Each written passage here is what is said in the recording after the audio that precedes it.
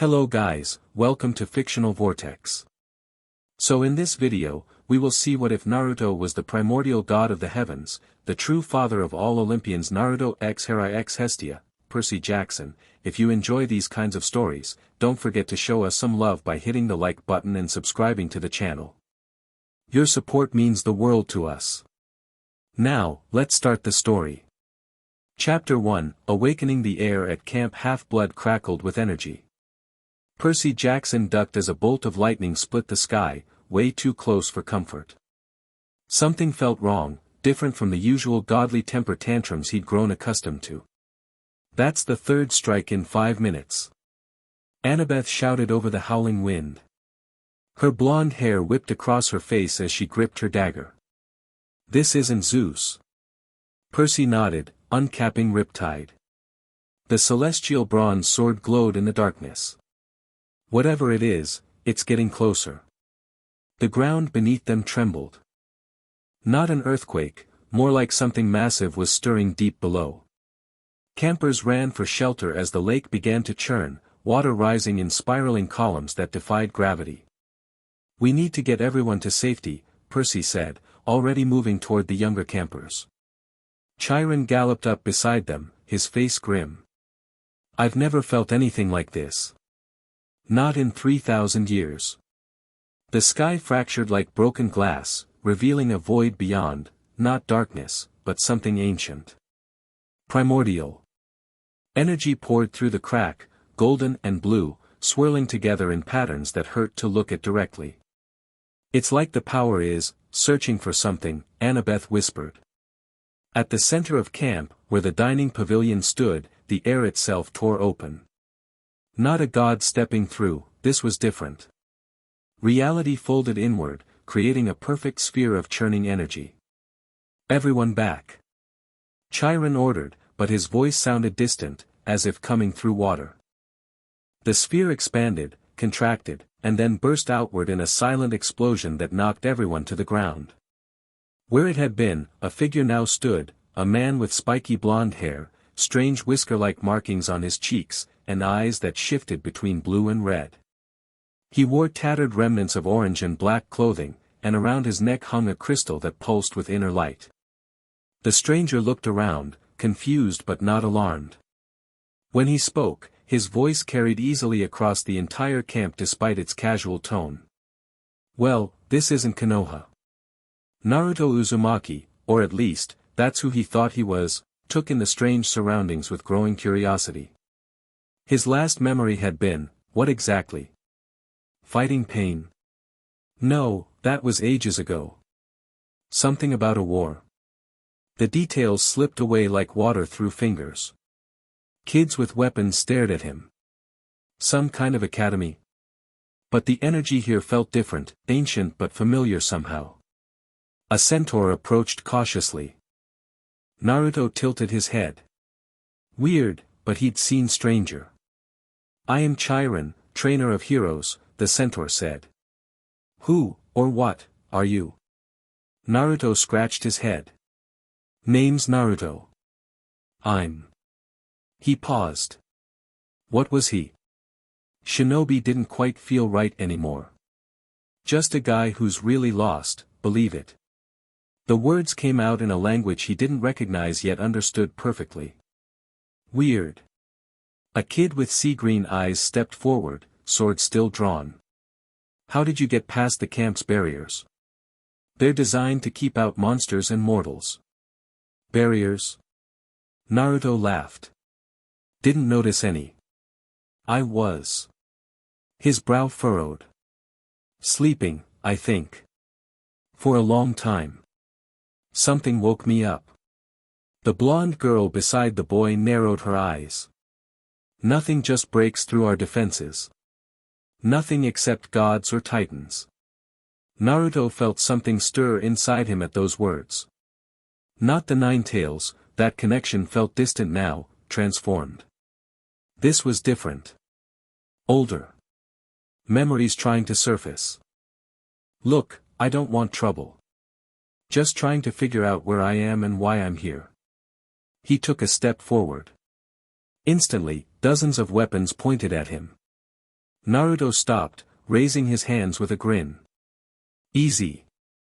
If I wanted to fight, you'd know it. His chakra, no, his power, it felt different. Vaster. Naruto glanced at his hand and noticed golden energy dancing across his skin. Not the Nine-Tails chakra he remembered.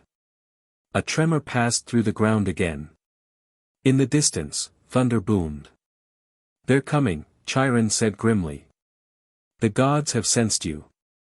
Naruto looked up at the storm-filled sky. Let them come. Maybe they can help me figure this out. The centaur's eyes widened. You don't understand. When the gods feel threatened, I'm not worried about a few gods, Naruto said, the words spilling out before he could catch them. Something about that statement felt right, though he couldn't explain why. The blonde girl stepped closer, studying him. You talk like you've met gods before. Naruto shrugged. Met some pretty powerful beings in my time. Though I'm getting the feeling that whatever gods you're talking about might be different from what I know. A flash of light erupted near the campfire at the center of the grounds. When it faded, a young girl in simple brown clothes sat tending the flames. Her eyes, when she looked up, burned with the same warmth as her fire. Hestia, the centaur said, bowing slightly. The girl, Hestia, didn't look at anyone except Naruto. Her eyes widened, filled with recognition and what looked strangely like relief. You've returned, she said softly. After all this time. Naruto felt a jolt of familiarity. He knew her. Not from his life as a shinobi, but from, before. After. The timeline made no sense. Do I know you? He asked, stepping toward her. The campers gasped as he casually walked past their defensive line, but nobody stopped him. Hestia's smile was sad. You did. Once. You will again. She stood, still appearing as a young girl but somehow radiating ancient power. We don't have much time. The others are coming, and they've forgotten who you truly are. And who am I? Naruto asked, feeling the weight of the question. Hestia touched his arm. Images flashed through his mind, stars being born, worlds forming, powers beyond comprehension flowing through his hands. Creating life. Creating gods. The Father, she whispered. You are Naruto now, but before that, you were the beginning. Naruto staggered back, overwhelmed by fragments of memories spanning eons. That can't be right. I'm just a shinobi from Konoha. I was the 7th Hokage, I remember that much. Hestia nodded. You have lived many lives when you choose to walk among mortals. But your true nature is awakening again. The sky darkened further.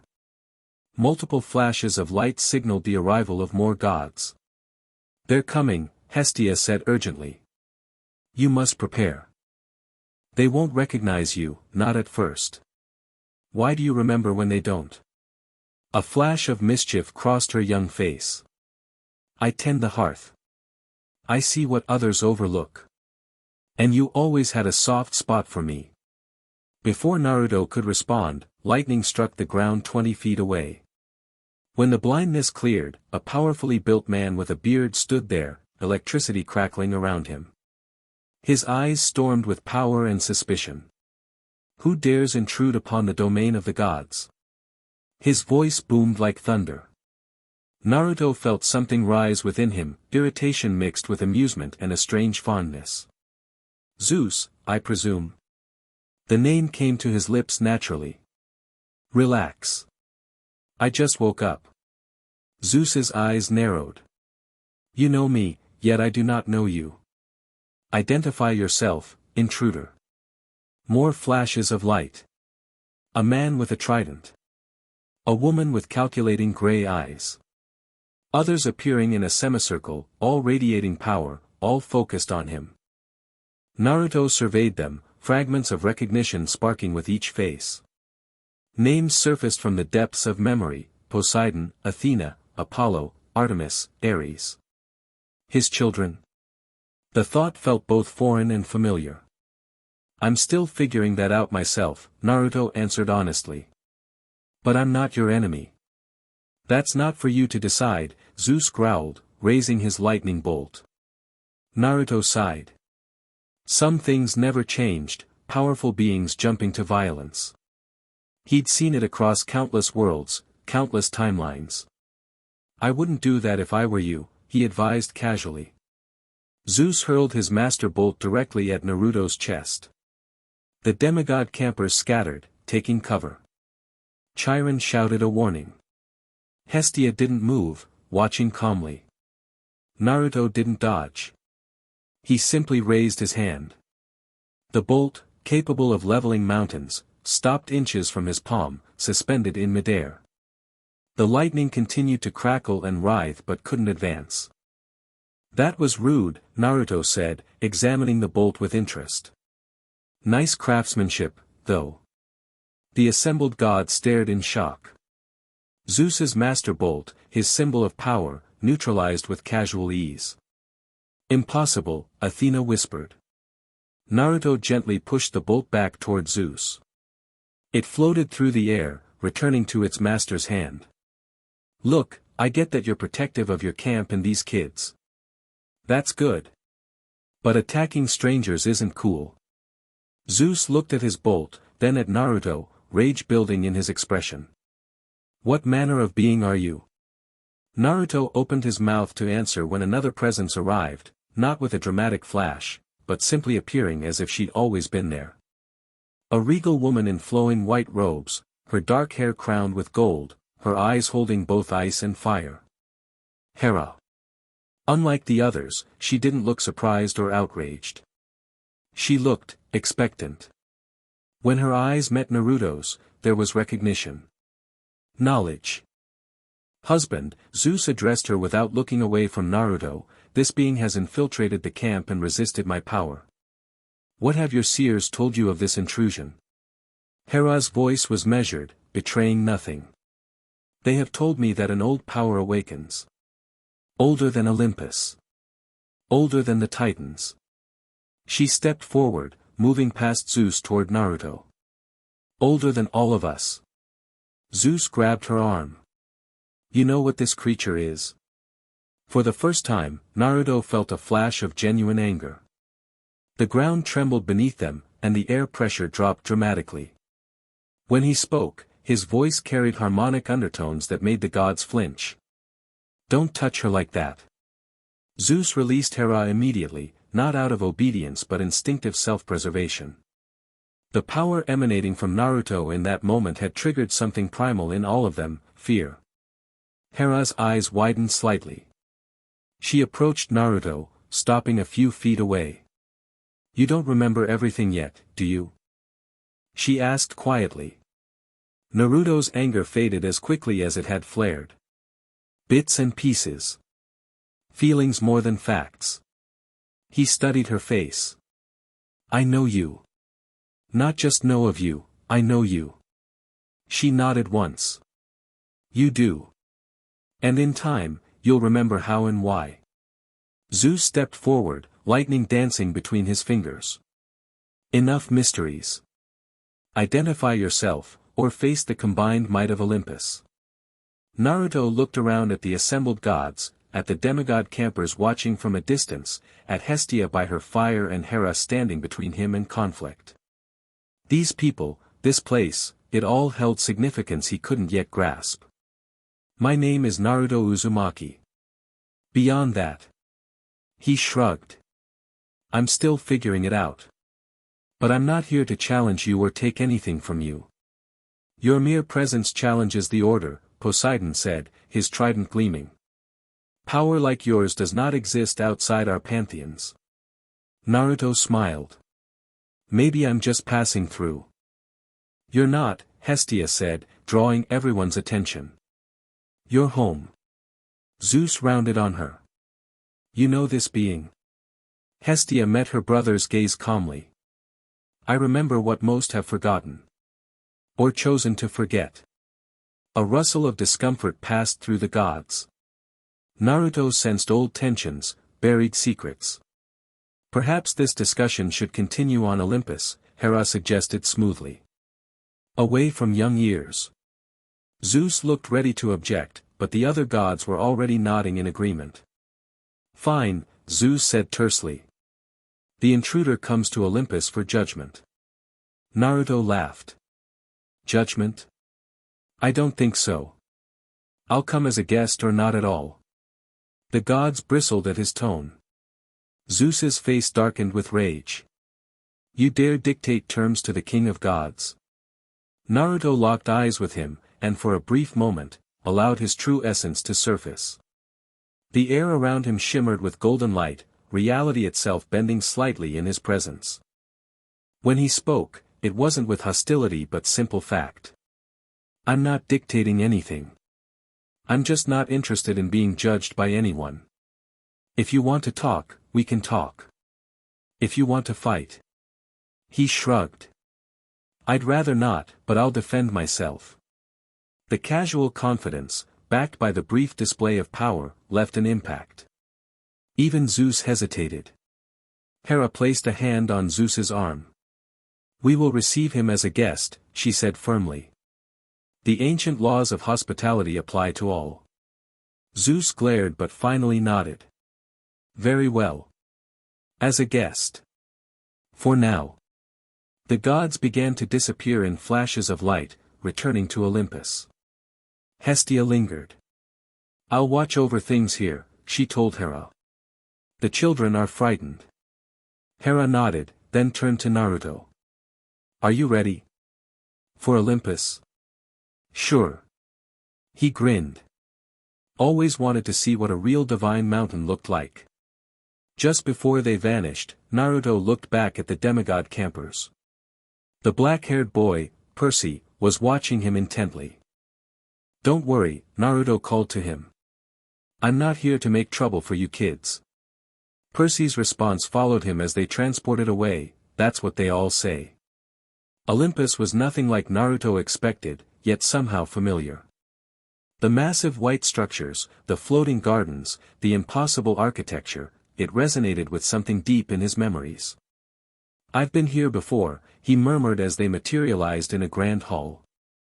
Hera walked beside him toward an enormous set of doors. Yes. Though it was different then. Smaller. I helped build it, Naruto said suddenly, the memory surfacing clearly. The first version. Not as fancy as this. Hera's lips curved slightly. You preferred function over form. The doors swung open, revealing a vast circular chamber with 12 massive thrones arranged in a U-shape. Each throne was unique, crafted to reflect the god or goddess who sat upon it. The gods had already taken their places, all watching as Naruto entered with Hera. Zeus sat at the center on a platinum throne that crackled with electricity. His eyes never left Naruto as Hera moved to her own throne beside him. Approach, stranger, Zeus commanded. Naruto walked forward casually, taking in the magnificent hall. More fragments of memory surfaced, this chamber had once been much simpler, more intimate. He'd sat with them here, sharing meals, telling stories, guiding them as they grew into their powers. Nice renovation, he commented. Very impressive. Bit much, but hey, you guys always did like to show off. Several gods bristled at his casual tone. You stand in the sacred hall of the Olympian Council, Athena said coldly. Few mortals have this privilege. Naruto smiled at her. You've grown so serious, Athena. You used to laugh more. Athena's eyes widened in shock at both the nickname and the implication. We have never met before. We have, Naruto said softly. You just don't remember yet. He turned back to Zeus. So what's this meeting about? Getting to know each other? Because I've got questions too. Apollo leaned forward on his golden throne. He doesn't feel like a titan. Not a giant either. Artemis nodded in agreement. His aura is different.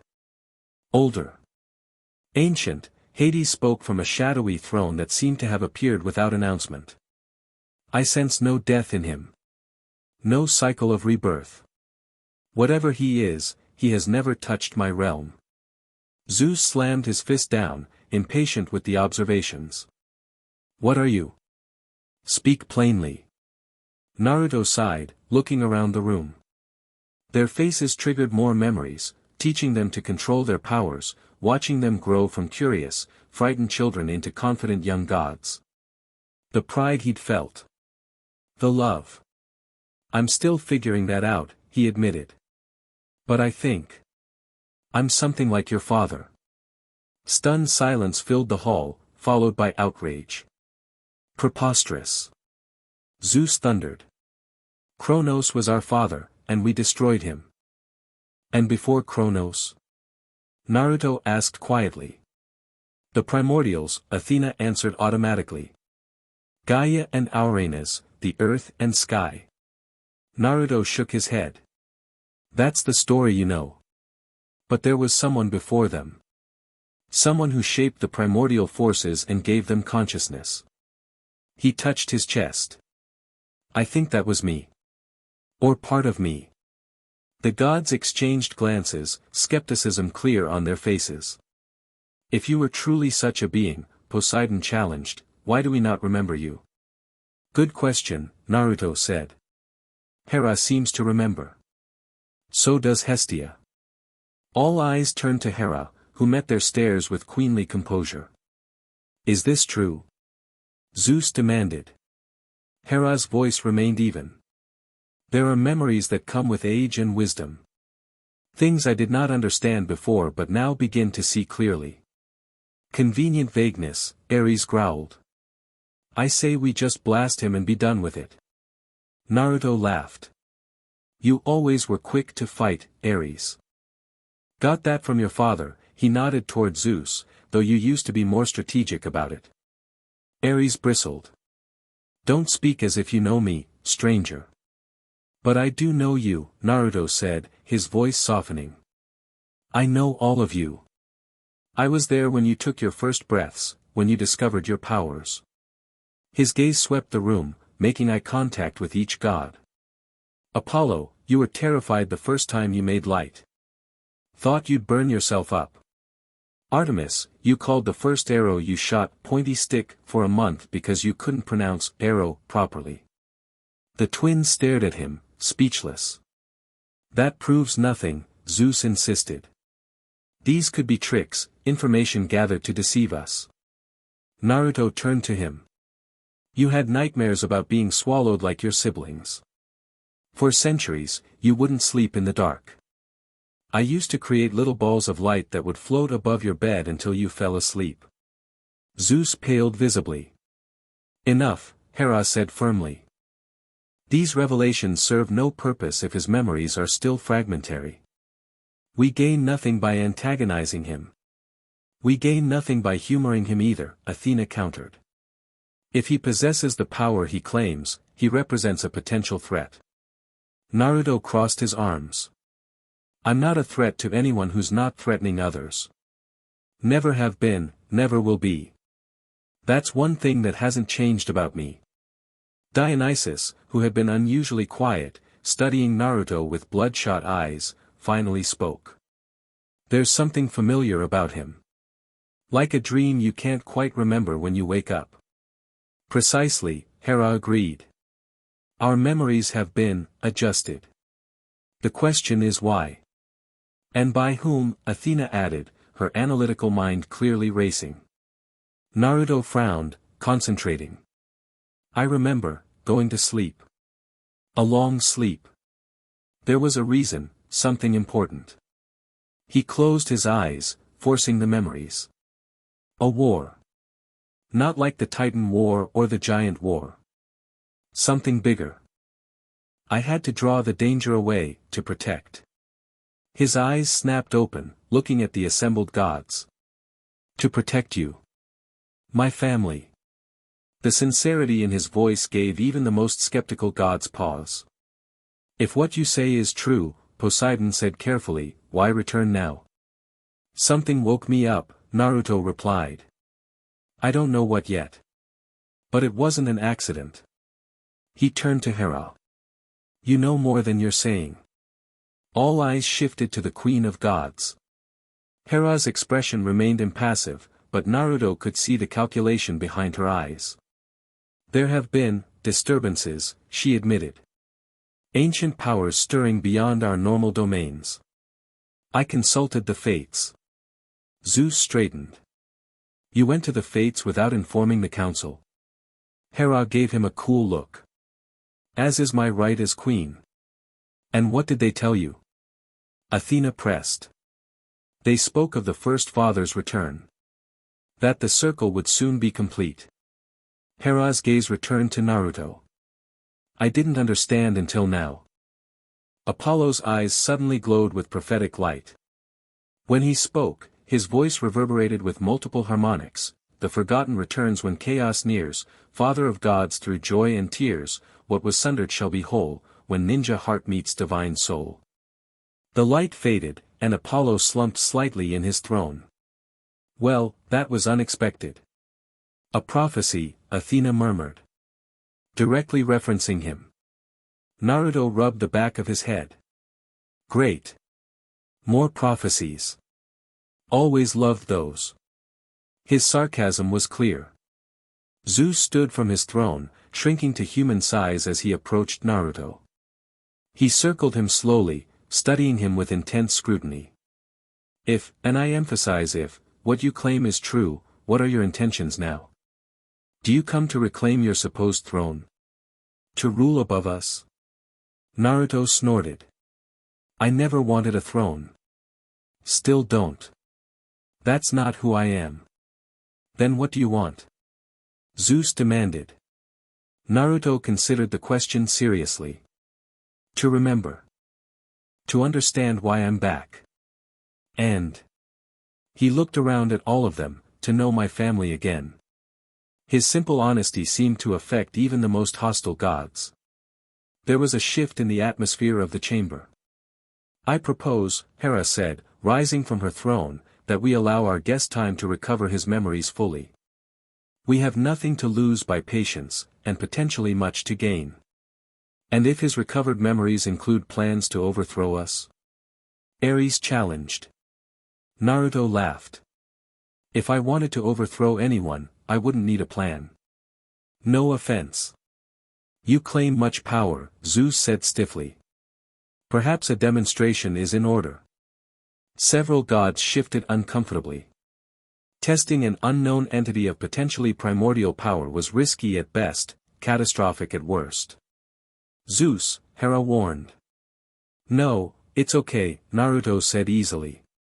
He needs to see. They all do. He turned to Zeus. What did you have in mind? Zeus considered. The field of the gods.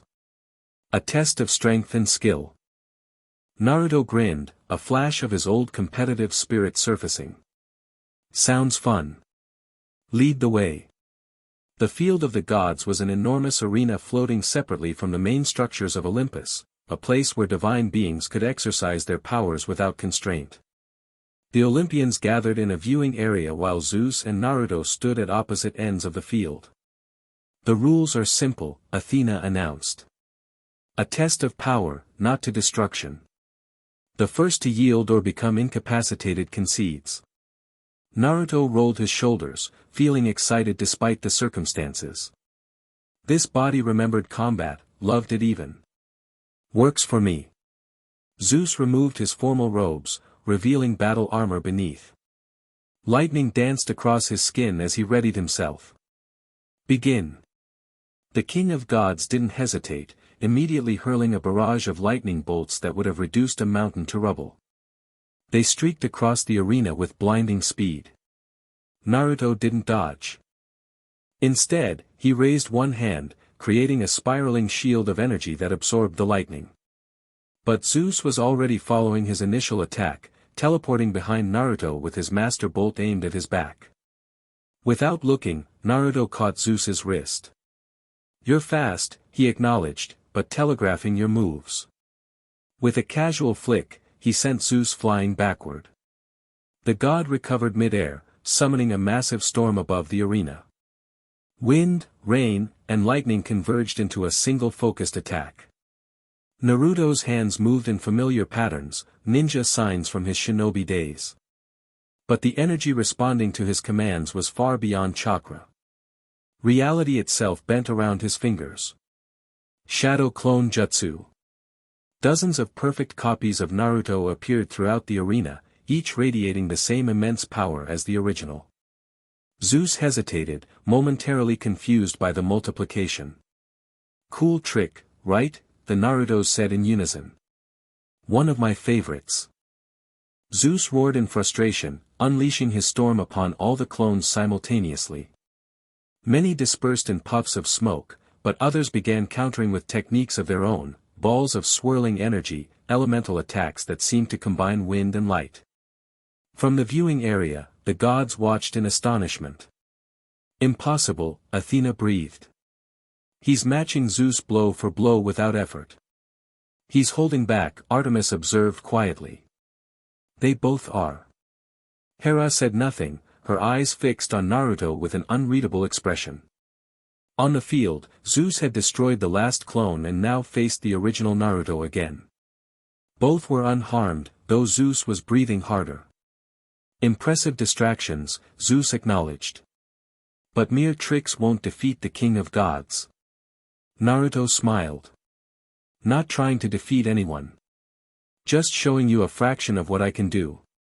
His expression grew more serious. "My turn now." Before Zeus could respond, Naruto vanished, not teleporting as the gods did, but moving so fast that reality seemed to blur around him. He reappeared directly in front of Zeus, one finger extended. Zeus raised his bolt defensively, but Naruto simply touched him lightly on the forehead. The effect was immediate and stunning. Zeus froze in place, his entire body glowing with golden energy. His eyes widened in shock as memories, long suppressed or hidden, cascaded through his mind. The other gods leaped to their feet in alarm, but Hera raised a hand, stopping them from interfering. "He's not harming him," she said. "He's helping him remember." After several tense seconds, Naruto removed his finger. Zeus staggered backward, the glow fading. His expression had transformed from rage to confusion to something approaching awe. "Father," he whispered, the word clearly surprising even himself. Naruto nodded once. "Now you remember. Some of it, at least." Zeus lowered his master bolt. "How is this possible? Why did we forget?" "That's what I'm still trying to figure out," Naruto admitted. "But it seems like some memories are starting to come back, for both of us." The other gods descended to the arena floor, gathering around them with varying expressions of confusion, suspicion, and wonder. "What did you do to him?" Poseidon demanded. "Helped unlock something that was already there," Naruto explained. "I can do the same for each of you, if you're willing." "And if we're not?" Ares challenged. Naruto shrugged. "Then you keep your current memories. I'm not here to force anything on anyone." Zeus turned to the other gods. "He speaks the truth. I've seen fragments. Images from before the beginning we know." His voice held uncharacteristic uncertainty. "We were younger. Created differently than we've believed." "Created by him?" Apollo asked, gesturing to Naruto. Zeus nodded slowly. "It appears so." The implication sent a ripple of discomfort through the gathered Olympians. Their entire understanding of their origins was being challenged. "I need time to process this," Zeus declared. "We all do." He looked at Naruto with new eyes, still wary, but with growing recognition. "You will stay on Olympus as our guest until we determine our next steps." Naruto nodded. "Fair enough. I could use the time to piece together more memories myself." As the gods began to disperse, discussing this development in hushed tones, Hera approached Naruto. "Well played," she said quietly. "Wasn't playing," Naruto replied. "Just thought a visual demonstration would be more convincing than words." Hera's lips curved slightly. "Some things never change. You always did prefer action to diplomacy." She glanced at the retreating gods. They won't accept this easily. Zeus least of all, despite what he's seen. His identity is built on being the king, the ultimate authority. And finding out he was created by someone else challenges that, Naruto finished. Yeah, I get it. Not looking to take his throne, though. That was never my style. I know. Her expression softened fractionally. Will you restore my memories completely as well? Naruto studied her face. You remember more than you're letting on. Yes. But not everything. He hesitated. Are you sure you want everything back? Sometimes forgetting is protective. Hera met his gaze steadily. I am not one to hide from truth, no matter how painful. Naruto nodded. Later, then. When we have privacy. He looked around the magnificent but empty arena. This place feels lonely. Olympus can be isolating, Hera acknowledged. We've grown distant from mortals and from each other over the millennia. That's not how it was supposed to be, Naruto murmured, another memory surfacing. You were meant to guide humans, to grow with them. Not rule from above. Hera's expression tightened. Much has changed since you left. Yeah, I'm getting that impression. He ran a hand through his spiky blonde hair. So, where do I stay while I'm the reluctant guest of Olympus? The East Palace is prepared for you, Hera said. It has remained empty for eons, though none could explain why we never repurposed it. Let me guess, it was mine. Yes. She turned to lead the way. There's something else you should know. The disturbance that woke you, it wasn't just cosmic coincidence. Something is coming.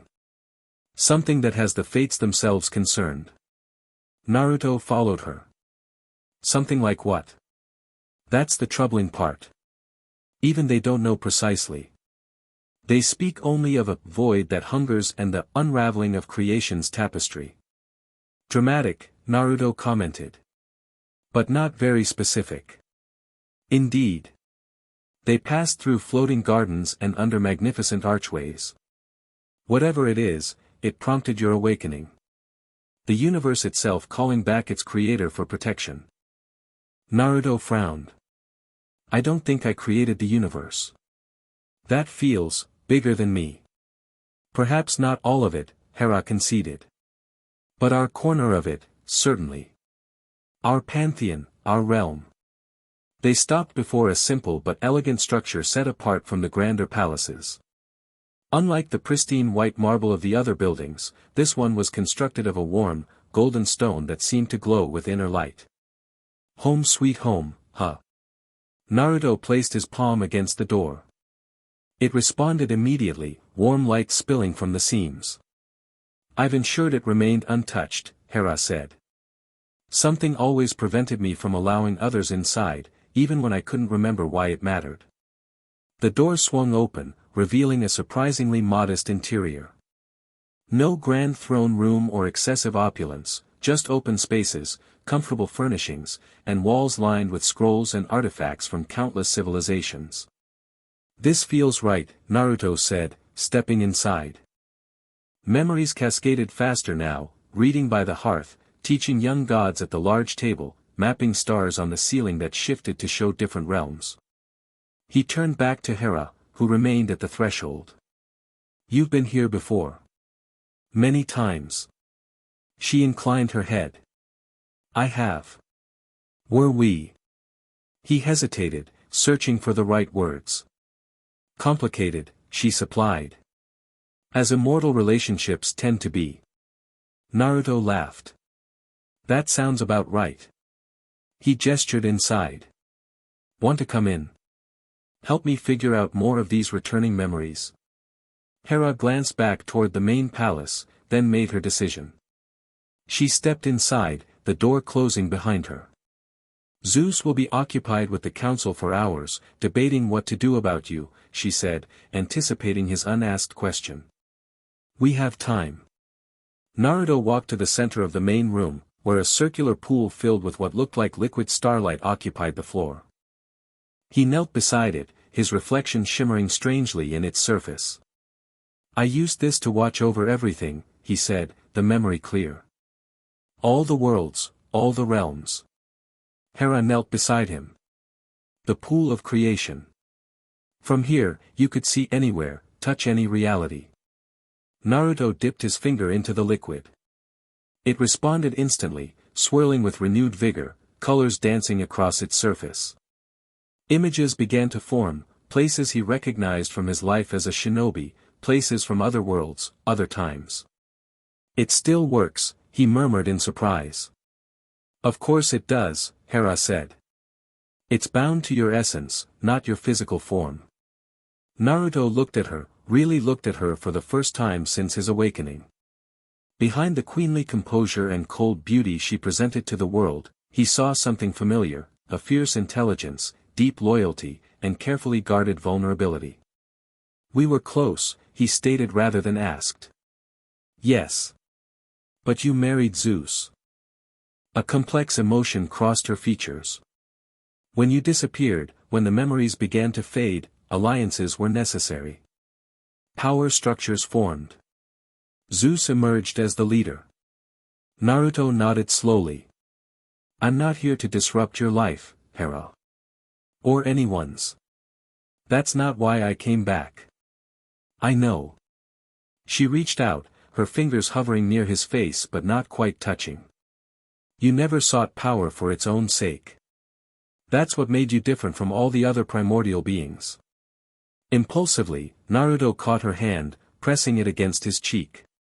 The contact sent a shock of recognition through both of them, not just memory, but something deeper, a connection that transcended time and form. Hera's careful composure cracked slightly, genuine emotion showing through. I've missed you, she whispered. Even when I couldn't remember exactly who I was missing. I'm starting to understand why, Naruto said softly. He released her hand reluctantly. But there's still so much I don't know. Why I left. Why memories were altered. What's happening now that brought me back? Hera straightened, regaining her composure. Then we should find those answers, starting with restoring what memories we can. She met his eyes steadily. I'm ready. Naruto nodded. This might be intense. Memories spanning eons coming back at once.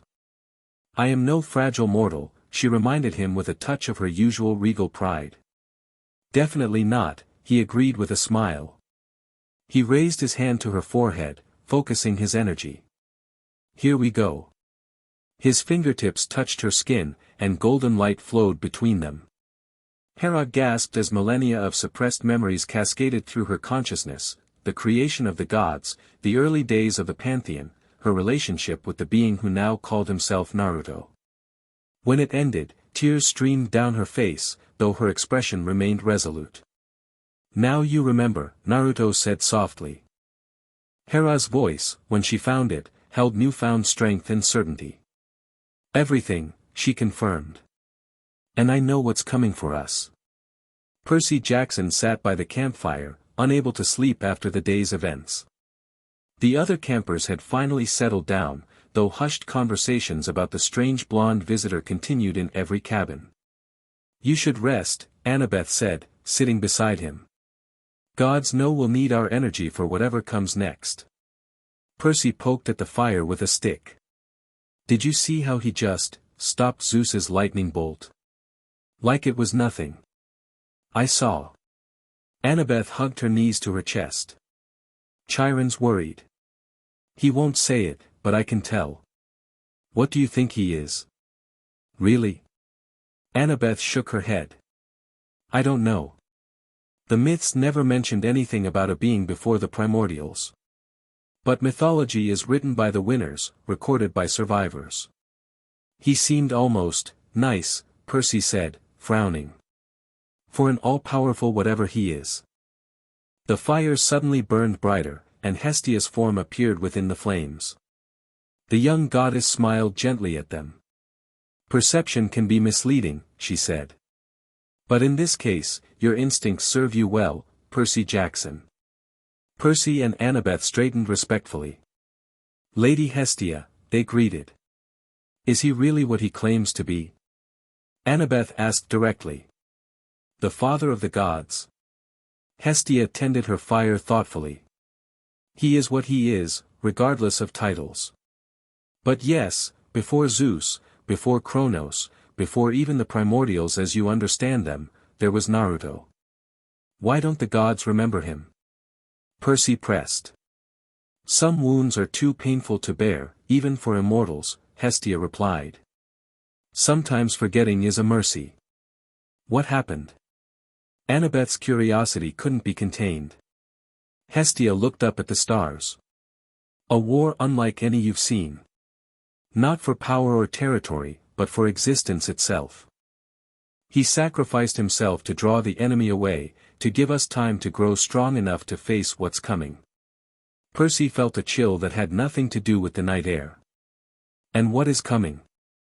The void, Hestia whispered. The nothing that exists beyond creation, that hungers for all that is. That sounds bad, Percy understated. Hestia almost smiled. Indeed. Which is why his return matters. She looked at them seriously. The gods will struggle with this revelation. Their identities, their understanding of themselves, is being challenged. They may not make wise choices in the coming days. So what should we do? Annabeth asked. Be ready, Hestia answered simply. The half-bloods will have a crucial role to play, as always. Especially you, Percy Jackson. Me? Why me?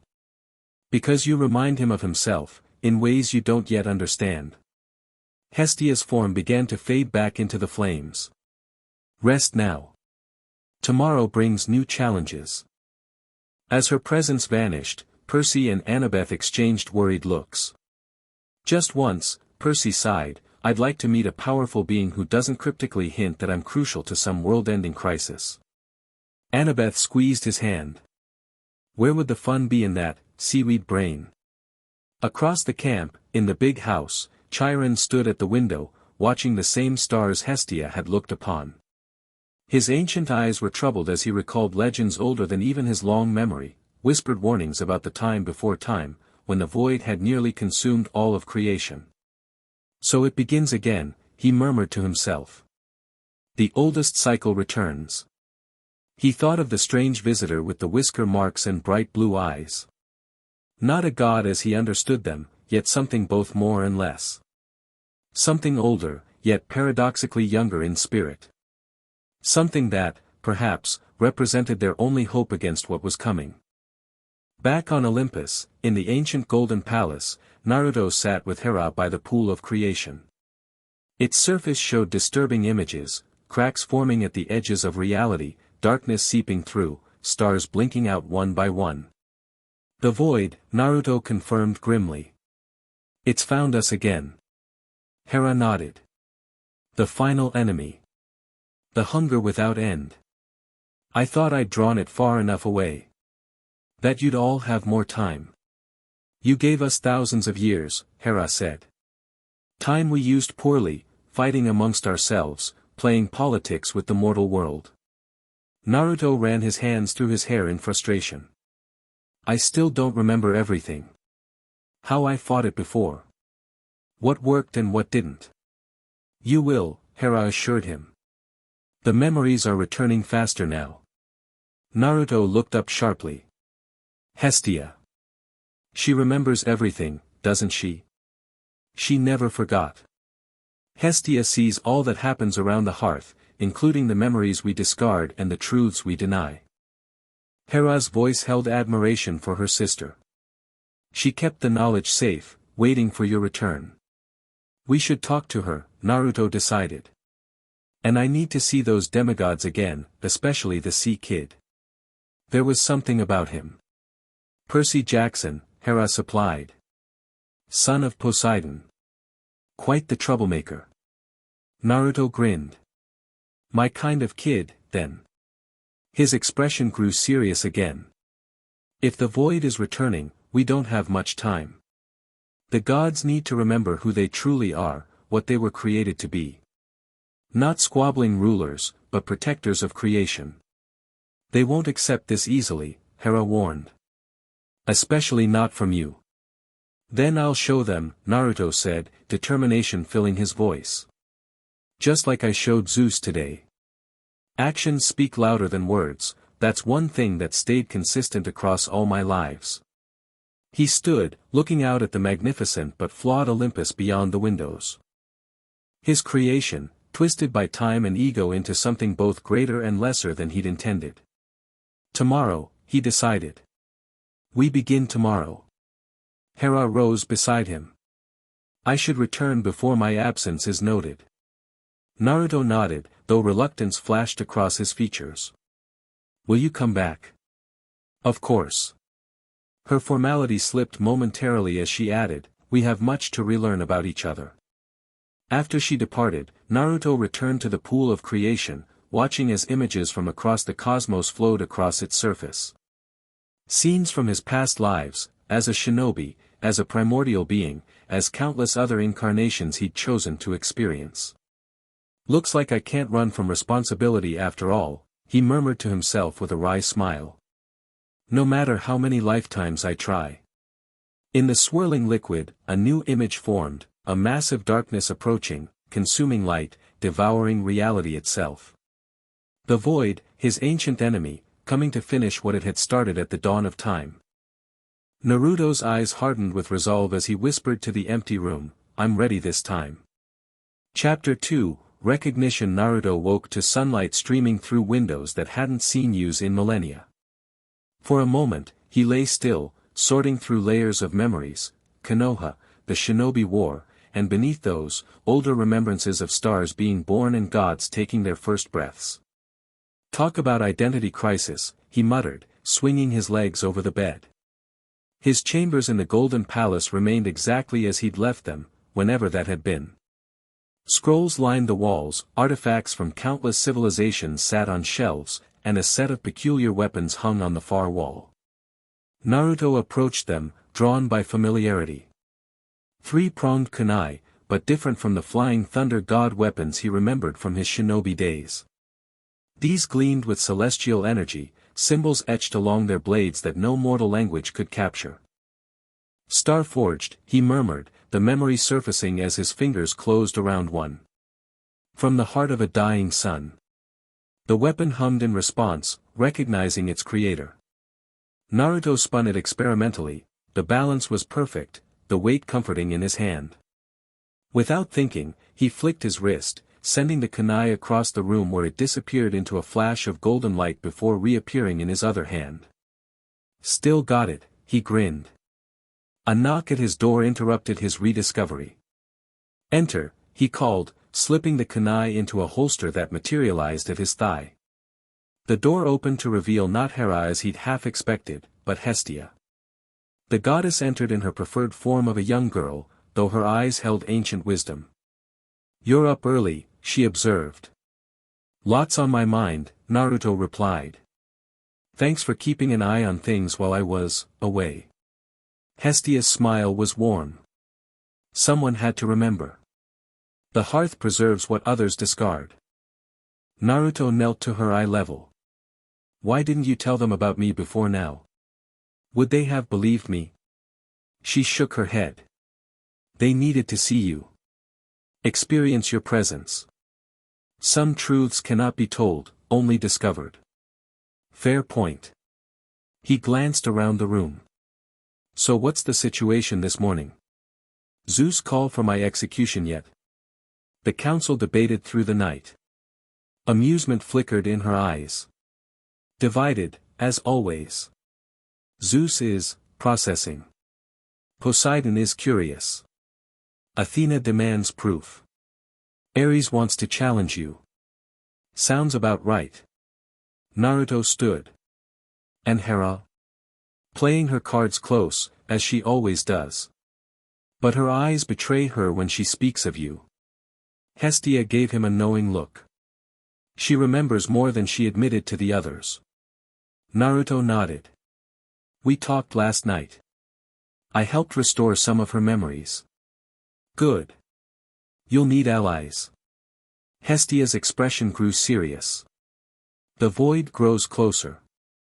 I've felt it at the edges of my fire, the cold that no flame can warm, the hunger no offering can satisfy. Naruto's face hardened. How much time do we have? Weeks, perhaps. Not months. Not much time to prepare for the end of everything, he sighed. But I've worked with worse deadlines. Hestia touched his arm, her small hand radiating comforting warmth. You're not alone this time. I know. He smiled, then straightened with resolve.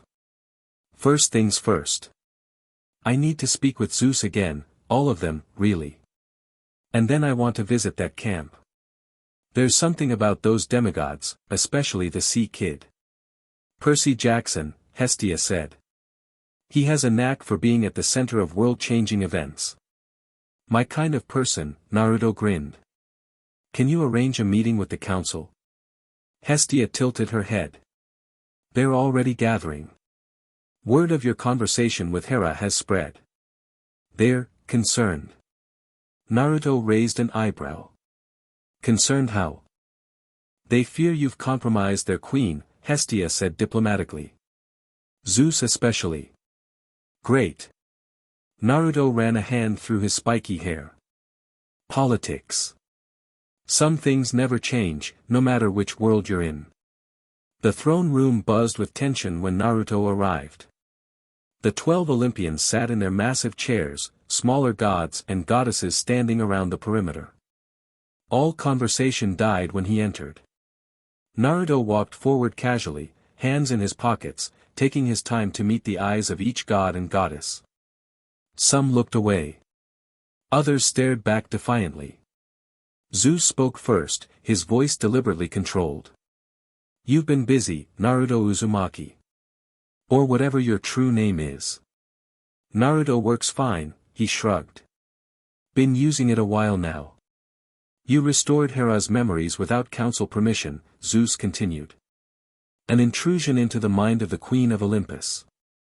She asked me to, Naruto replied simply. And last I checked, Hera makes her own decisions. Zeus's grip tightened on his master bolt. What exactly did you show her? Hera spoke before Naruto could answer. The truth, husband. Nothing more, nothing less. And what truth is that? Athena asked, leaning forward on her throne. That we were created, not born, Hera said, her voice carrying throughout the hall. That before Kronos, before the Titans, before even the Primordials as we understand them, there was him. She gestured to Naruto. Murmurs rippled through the assembled deities. Impossible, Artemis stated flatly. We are children of Kronos and Rhea. Your most recent incarnation, yes, Naruto said. But your essence, your divine spark, that came from me. Prove it, Ares challenged, gripping his sword. Words mean nothing. Fine. Naruto stepped forward. Who wants to go first? I can unlock your original memories just like I did for Zeus and Hera. The gods exchanged wary glances. If what he showed me is fabrication, Zeus said reluctantly, it's the most convincing I've ever experienced. I'll do it, Apollo volunteered suddenly, standing from his golden throne. I want to see these supposed memories for myself. Naruto nodded. Come on down, then. Apollo approached, shrinking to human size, his usual laid-back demeanor replaced with cautious curiosity. This won't mess with my prophetic abilities, will it? Might enhance them, actually, Naruto replied. Ready? Apollo nodded once. Naruto placed his fingertips against the sun god's forehead. Golden energy flowed between them, and Apollo gasped, his eyes widening as millennia of suppressed memories cascaded through his consciousness. When Naruto removed his hand, Apollo staggered backward. For several seconds, the sun god said nothing, his expression shifting rapidly between disbelief, wonder, and recognition. Well? Athena prompted. It's true, Apollo whispered. He looked at Naruto with new eyes. I remember you teaching me to shape light, to sing the first songs. He turned to the other gods. He's not lying. He's the first father. One by one, the gods came forward, some eagerly, others reluctantly. Naruto unlocked their original memories, each reaction unique but the recognition unmistakable.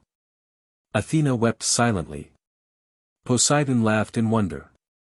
Aphrodite simply smiled as if she'd known all along. Only Ares resisted. I don't need ancient memories.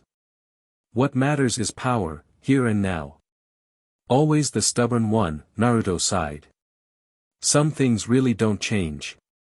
Zeus, watching the transformations of his fellow Olympians, struggled visibly with what he'd learned. His identity as the king of gods, the ultimate authority, was built on the belief that he'd earned his position by overthrowing Kronos, not that he'd been created by a greater power. If what we've seen is true, Zeus finally said, what does this mean for Olympus? For our rule. Nothing has to change, Naruto said. I didn't come back to take over or overthrow anyone. Then why did you return? Athena asked, her analytical mind already processing the implications. Naruto's expression darkened. Because something else is returning too. Something I fought before, the reason I had to leave in the first place. The void, Hestia said from her place by the hearth. The nothing that exists beyond creation. A chill swept through the throne room. A myth, Zeus scoffed, though uncertainty tinged his voice. A bedtime story to frighten young gods. All myths have roots in truth, Athena reminded him. She turned to Naruto. What exactly is this void? Naruto walked to the center of the room where a brazier burned with eternal flame. With a gesture, the fire expanded, forming images within its depths. Before there was anything, he explained, there was nothing. But nothing isn't just empty space, it's a force, a hunger. When creation began, the void was pushed back but never destroyed. It's always been out there, looking for ways to break through, to consume everything that exists. The flames showed darkness spreading between stars, consuming light. Last time, Naruto continued, I led it away from this realm, drew it after me into the space between spaces. I thought I'd bought you enough time to grow strong, to prepare. But I see now that's not what happened. Instead, you forgot. The knowledge was lost or hidden. Not hidden, Hera said. Taken. All eyes turned to her. When you disappeared, she explained, fighting the void, someone, something, systematically removed our memories of you. Of our true origins. I've been trying to remember who or what could have done this. Another entity with that level of power? Athena looked troubled. That suggests we face multiple threats. Naruto nodded grimly. The void doesn't work alone. It has servants. Beings corrupted by its influence who help prepare realms for consumption. If such entities exist, Zeus demanded, why have we never encountered them? You have, Hestia said quietly. You just didn't recognize them for what they were. An uncomfortable silence fell as the gods considered which of their enemies might have been agents of a greater darkness. Regardless, Naruto said, bringing them back to the present, the void is approaching again. I can feel it, cracks forming at the edges of reality. We need to prepare. How does one fight nothing? Poseidon asked practically. Naruto grinned. That's the fun part. You don't fight the void itself, you strengthen creation against it. Reinforce the boundaries. And when its agents show themselves, you take them out before they can weaken those boundaries further. That still doesn't explain why you return as, this, Athena gestured to his human-looking form. Every time I incarnate, I choose a different form, a different life, Naruto explained. It helps me understand creation from new perspectives.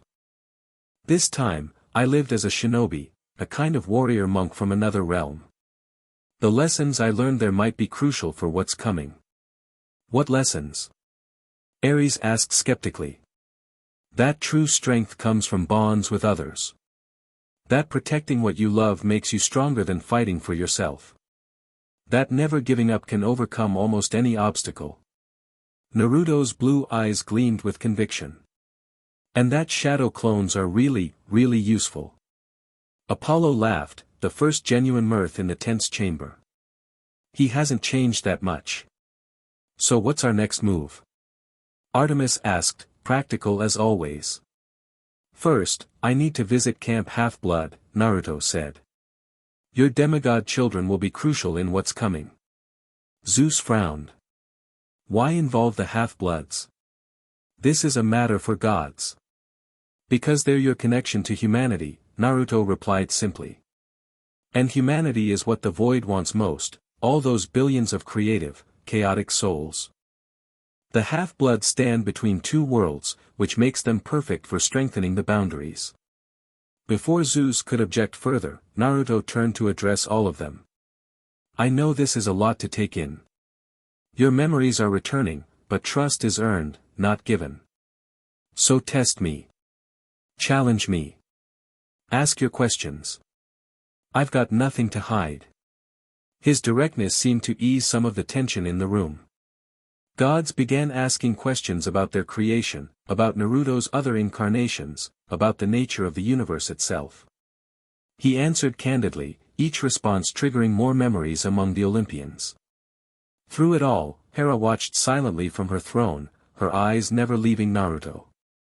Despite her outward composure, those who knew her best could see the emotion she struggled to contain, the queen reconnecting with something she'd lost long ago. Hours later, as the council session finally adjourned, Naruto found himself walking the floating gardens of Olympus with Hera beside him. Neither spoke for several minutes, content with the peaceful surroundings and each other's company. They're coming around, Hera finally said. Faster than I expected. Memory is powerful, Naruto replied. Once unlocked, it can't be denied. Zeus struggles the most, she observed. His identity is too entangled with being the ultimate authority. He'll adapt. He always does. Naruto paused by a fountain where water flowed upward instead of down. I'm more concerned about what's not being said in that council room. The question of who took our memories, Hera nodded.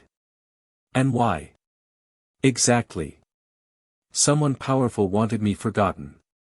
Someone who knew I might return when the void did. Hera studied his profile. You have a suspicion. Several. None I like. He turned to face her directly. I need to ask you something important. Anything. Kronos. When you fought him, when Zeus took power, did anything unusual happen? Anything that didn't quite make sense even then? Hera frowned, searching her memory. Kronos was already corrupted when we emerged from him. We assumed it was his nature as a titan, his fear of being overthrown. But. Naruto prompted. There was a moment, just before Zeus delivered the final blow, when Kronos seemed to change. His eyes cleared, as if something released him. He looked at us not with hatred but with confusion. Then fear. She shook her head. It lasted only seconds. Naruto's expression hardened. He was being used. The void had a foothold in him. Then when we defeated him, whatever was controlling him needed a new host. Naruto paced beside the fountain. The question is, where did it go next? A troubling silence fell between them.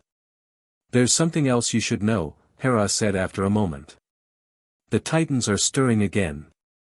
Our conflict with them never truly ended, but there's been increased activity since your appearance. They can sense the change in the cosmic order, Naruto nodded. I'm not surprised. Oceanus has been particularly active. Poseidon's spies report unusual movements in the deepest trenches. Naruto looked thoughtful. The deep ocean touches the edges of reality. If I wanted to create cracks for the void, that's where I'd start.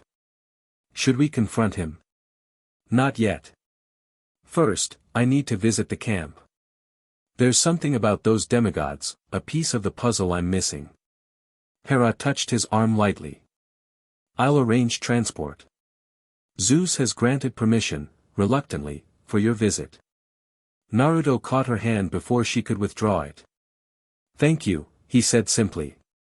Then, with a hint of mischief, coming with me? To a camp full of demigods? She raised an elegant eyebrow. I'm not exactly their favorite goddess.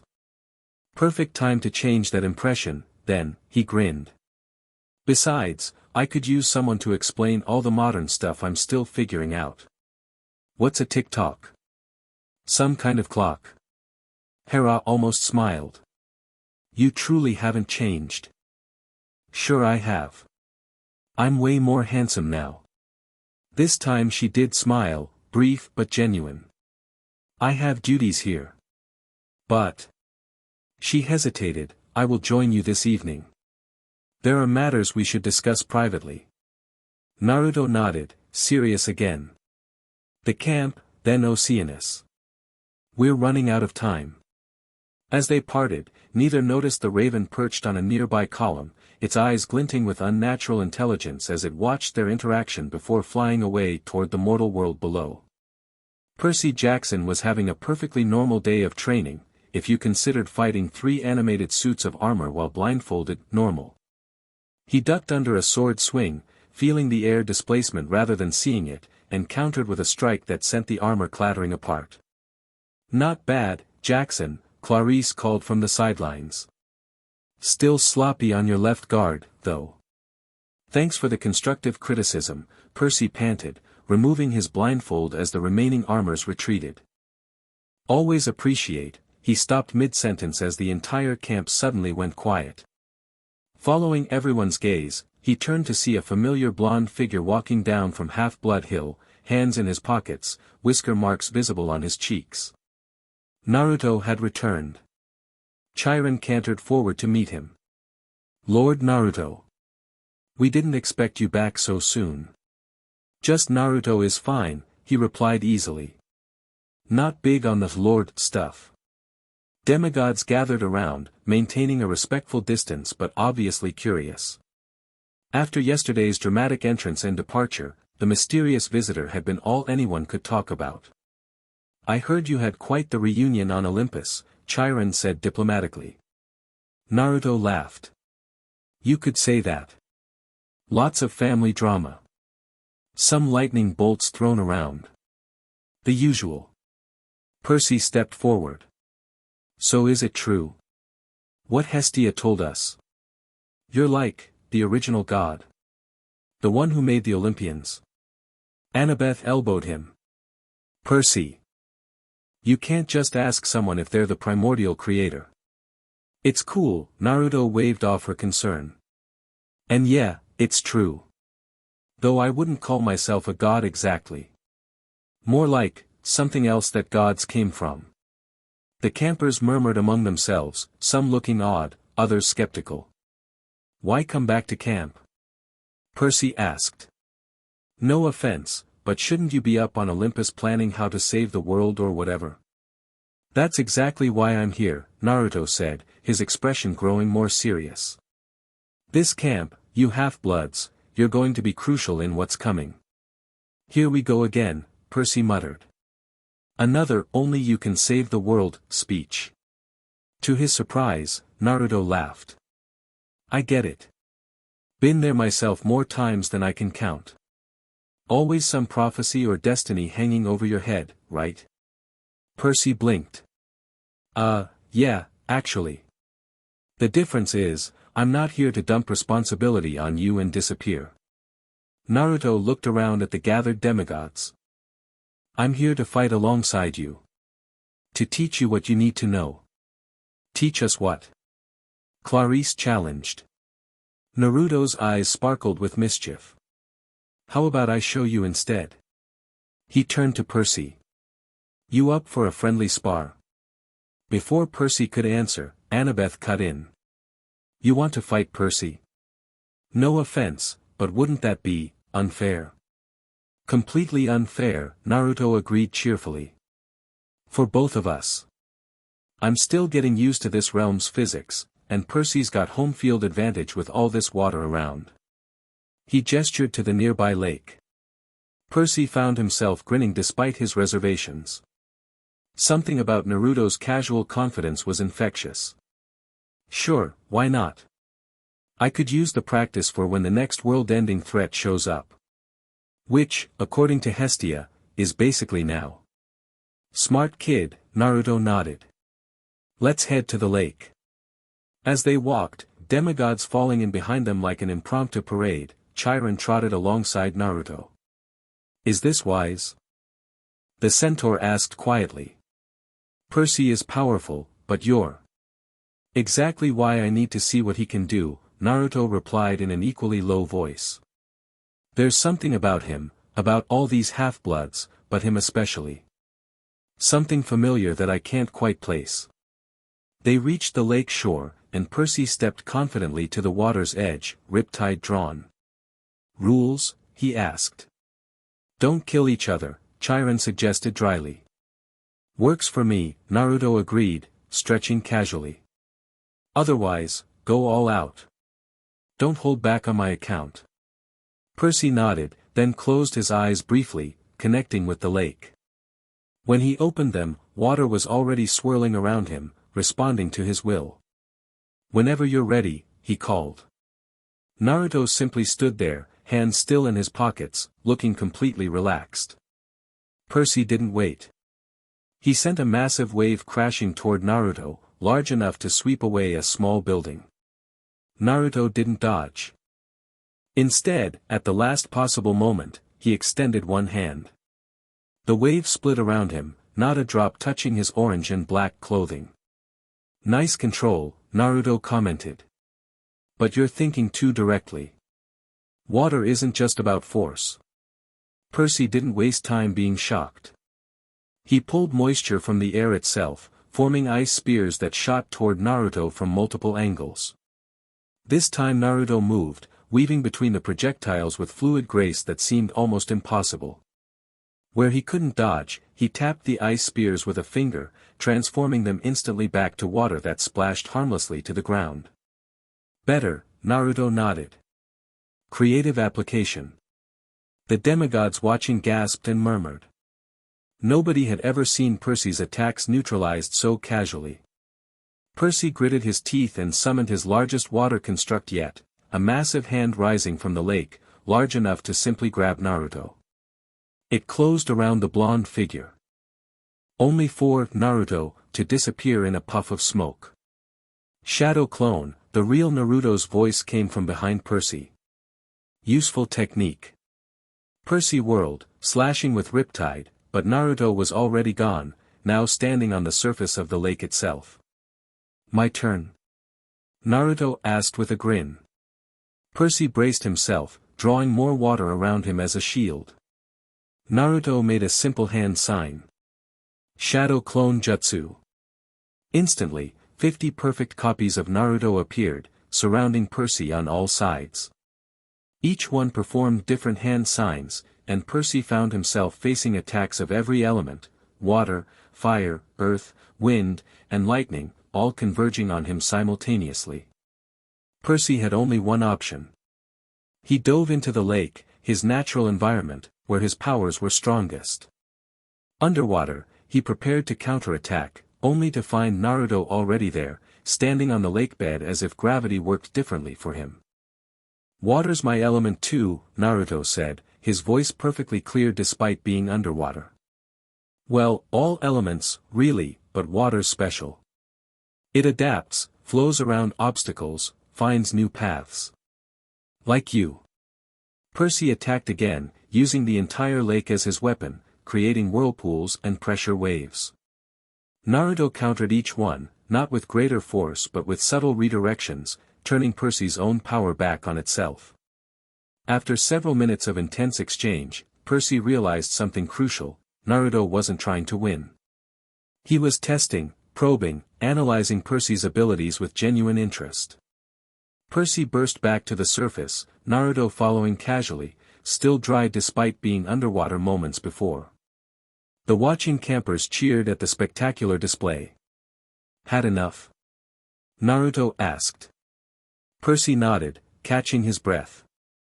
I get the feeling you weren't exactly going all out. Neither were you, Naruto observed. You've got more power than you're using. Something's holding you back. Before Percy could respond, a new presence made itself known, a sea breeze carrying the scent of saltwater and ozone.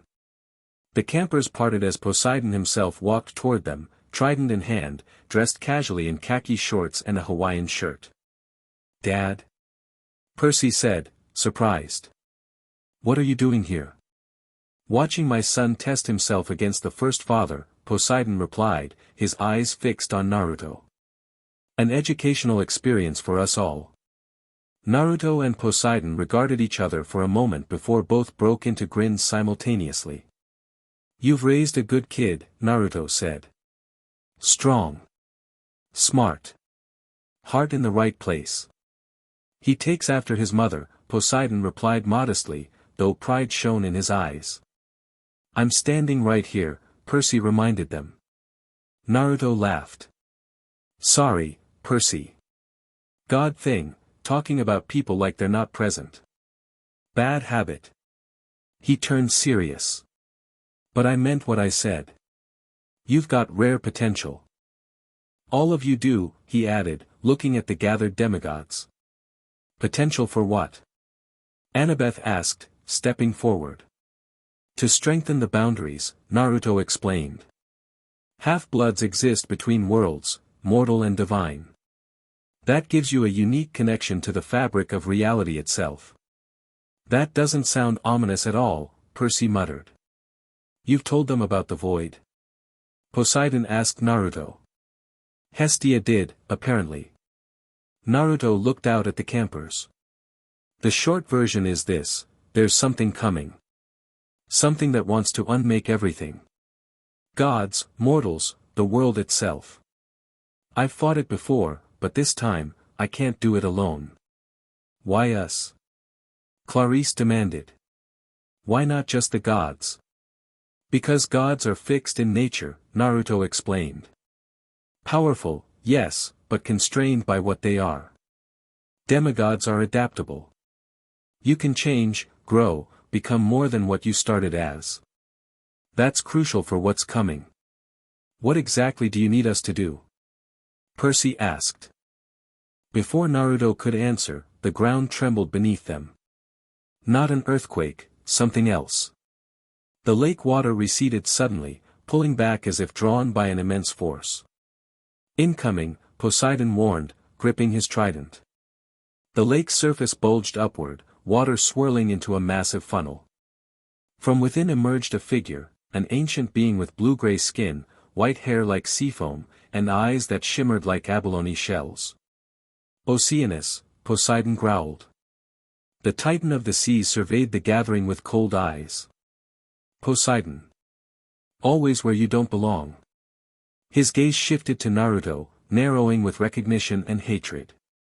And the creator returns. How inconvenient. Naruto stepped forward. Been a while, Oceanus. You're looking corrupted. The void's influence doesn't suit you. The titan hissed. You know nothing of what I've become. I know exactly what you've become, Naruto countered. A door. A crack in reality. A way for the void to seep through. Oceanus laughed, the sound like waves crashing against rocks. The void? Is that what you call it? So limited, even after all this time. He spread his arms. What comes is beyond your comprehension, Creator. It will not be denied again. Why now? Poseidon demanded. You've been quiet since the Titan War. Why surface just when he returns? Ask your father, Oceanus sneered.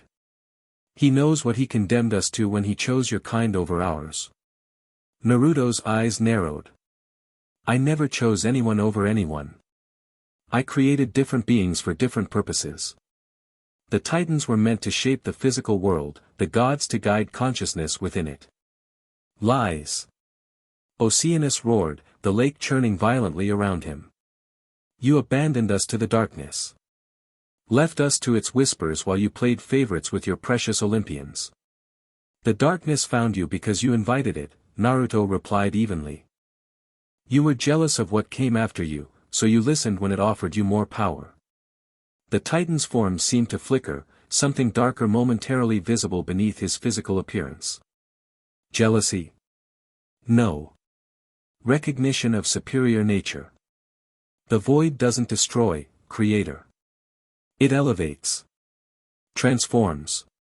It consumes, Naruto corrected. And leaves nothing behind. You would know, Oceanus smiled coldly. Having run from it for so long. Poseidon stepped forward, trident glowing. Enough talk. You trespass in my son's domain.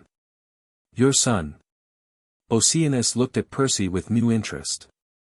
Ah, the famous Perseus Jackson. The void has taken special notice of you, half-blood. Percy raised Riptide. Tell the void I'm not interested. It's not an invitation, Oceanus chuckled. It's an inevitability. Without warning, the Titan lunged, not toward Poseidon or Naruto as expected, but directly at Percy.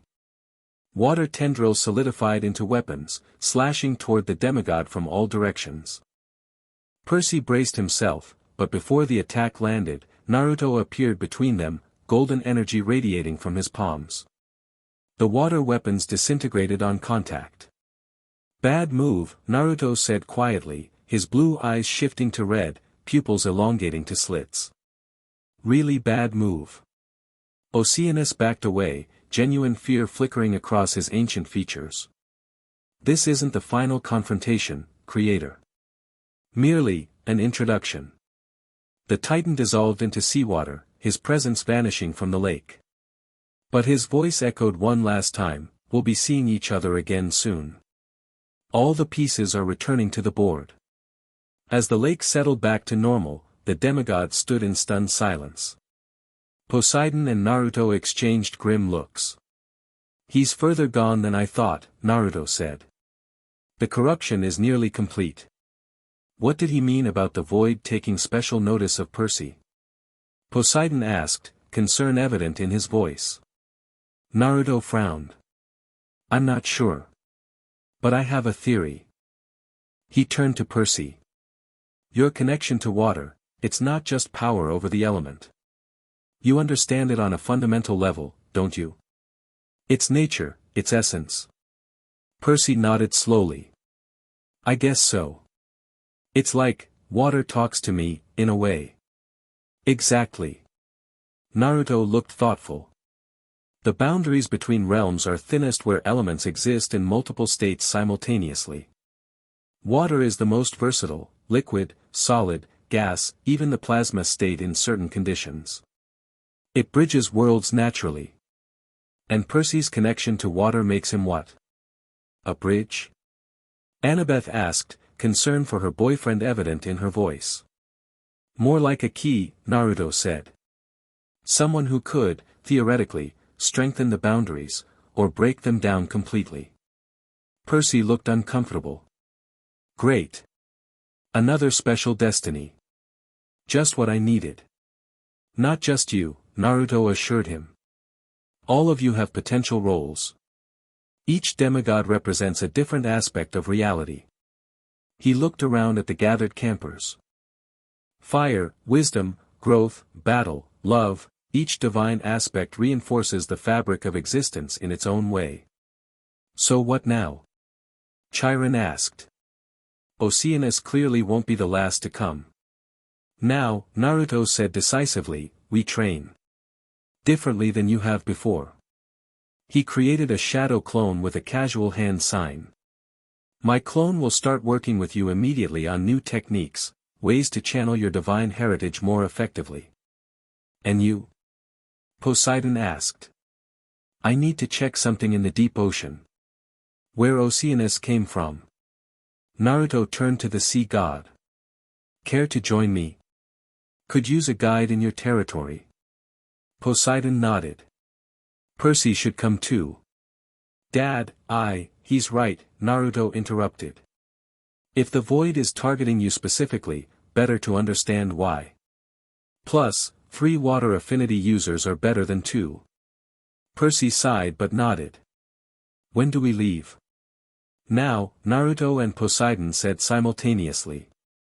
As the camp burst into activity, half-bloods gathering around Naruto's clone, Chiron organizing defenses, Annabeth arguing forcefully that she should accompany Percy, none of them noticed the same raven watching from a tall pine tree, its eyes reflecting the scene with unnatural clarity before it once again took flight, this time heading out to sea.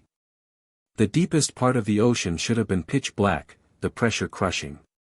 Yet as Naruto, Poseidon, and Percy descended into the Mariana Trench, a bubble of divine energy kept them comfortable while Poseidon's power illuminated their surroundings. This is awesome, Percy admitted, watching bizarre deep-sea creatures scatter as they passed. Despite being thousands of feet underwater, he felt completely at home. The deep ocean was always one of my favorite creations, Naruto commented. So much life in such extreme conditions. Resilience at its finest. Poseidon glanced at him. You remember creating this? More clearly by the hour, Naruto nodded. The memories are returning faster now. Being active helps, doing things instead of just thinking about them. Like fighting titans, Percy suggested. Exactly like that. Naruto's expression grew serious. Speaking of which, we're getting close to Oceanus's domain. Stay alert. The seafloor below them had changed, becoming jagged and unnatural. What looked like black crystal formations jutted upward like massive thorns, each one larger than a skyscraper. Those shouldn't be here, Poseidon frowned. This is new. Naruto's expression darkened. Not new.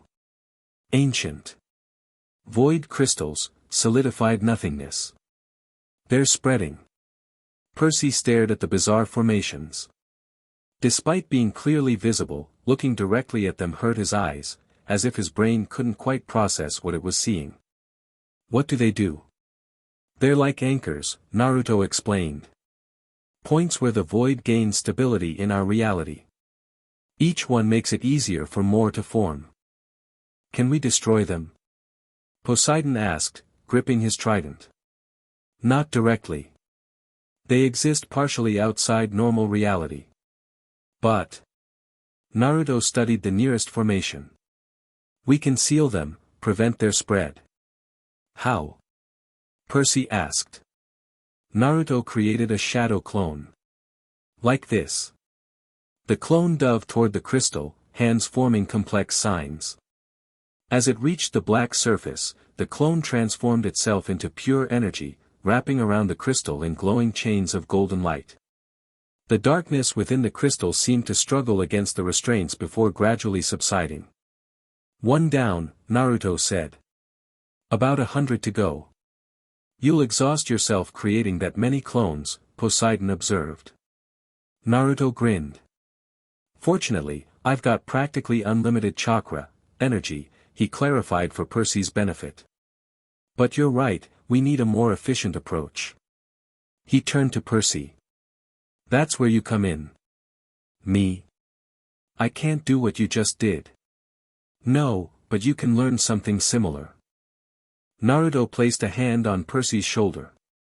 Your connection to water gives you an advantage. Water naturally resists the void, it's too dynamic, too alive. What do you need me to do? Percy asked. First, really feel the water around you. Not just control it, become one with it. Percy closed his eyes, extending his senses into the ocean. Usually, he manipulated water through will and concentration. This time, he tried something different, surrendering to the water, letting its currents flow through him rather than directing them. The sensation was incredible. He could feel every drop, every molecule, the entire ocean becoming an extension of himself. Good, Naruto's voice seemed to come from everywhere and nowhere. Now, water remembers its original state, pure, untainted. Call to that memory. Percy reached deeper, past the physical properties of water to something more fundamental. In his mind's eye, he saw water as it first formed, perfect, primordial, a boundary between worlds. Now direct that memory toward the crystals, Naruto instructed. Remind them what should be here instead of void. Percy extended his awareness toward the nearest crystal.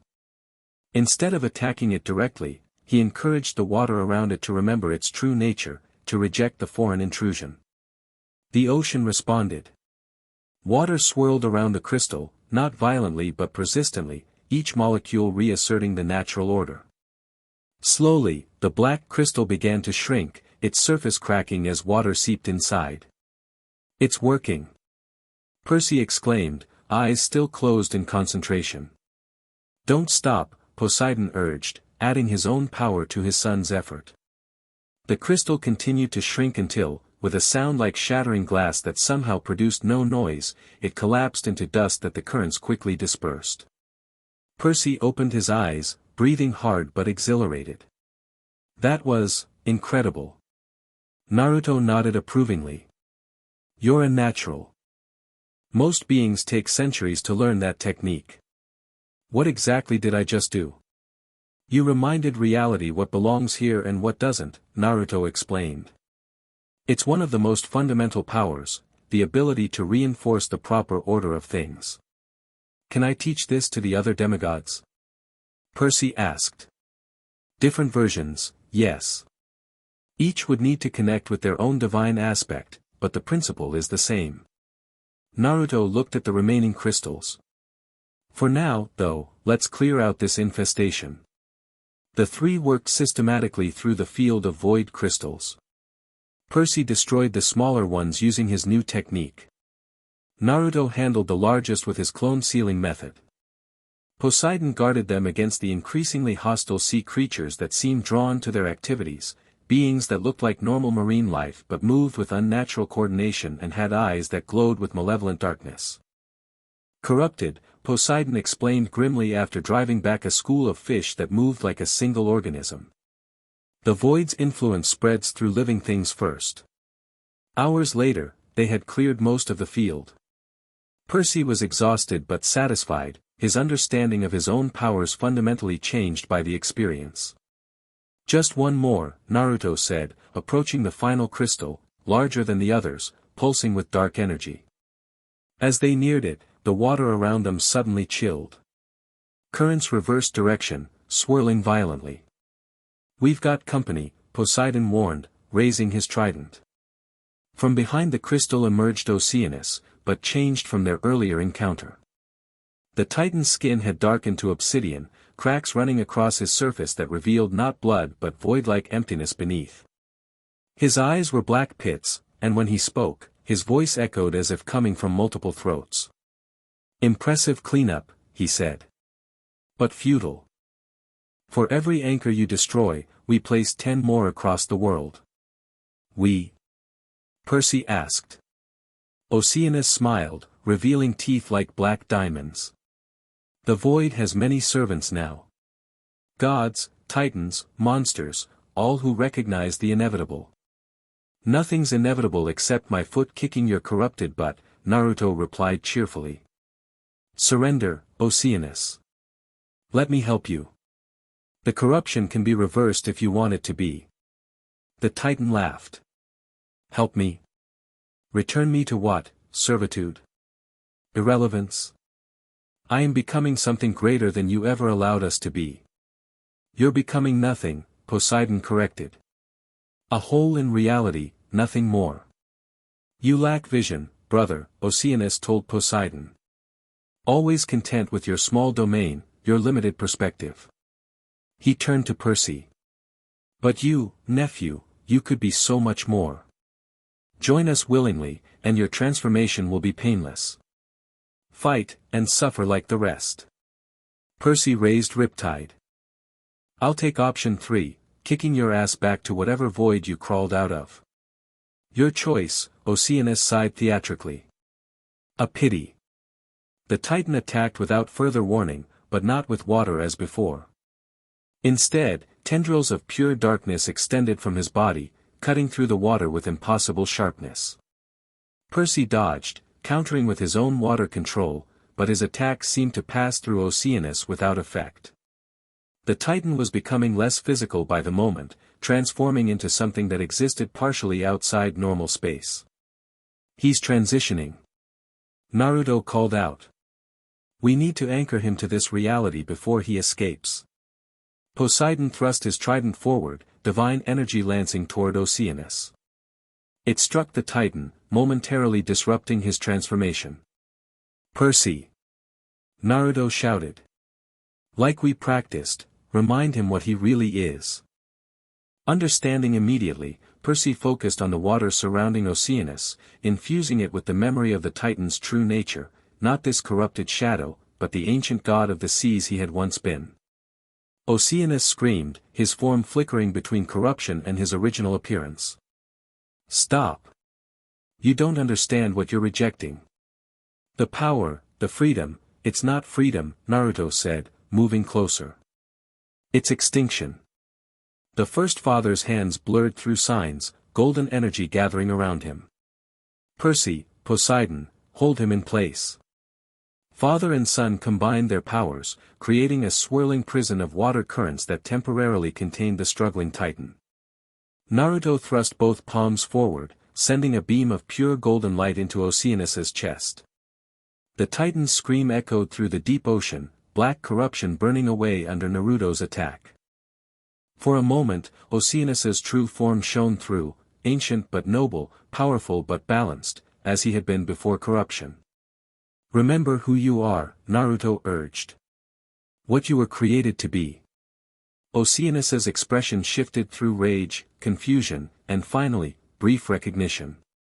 Creator, he gasped, his voice momentarily his own again. Then something changed. A darkness gathered behind the Titan's eyes, and he began to laugh, a sound utterly devoid of joy or sanity. Too late, he choked out.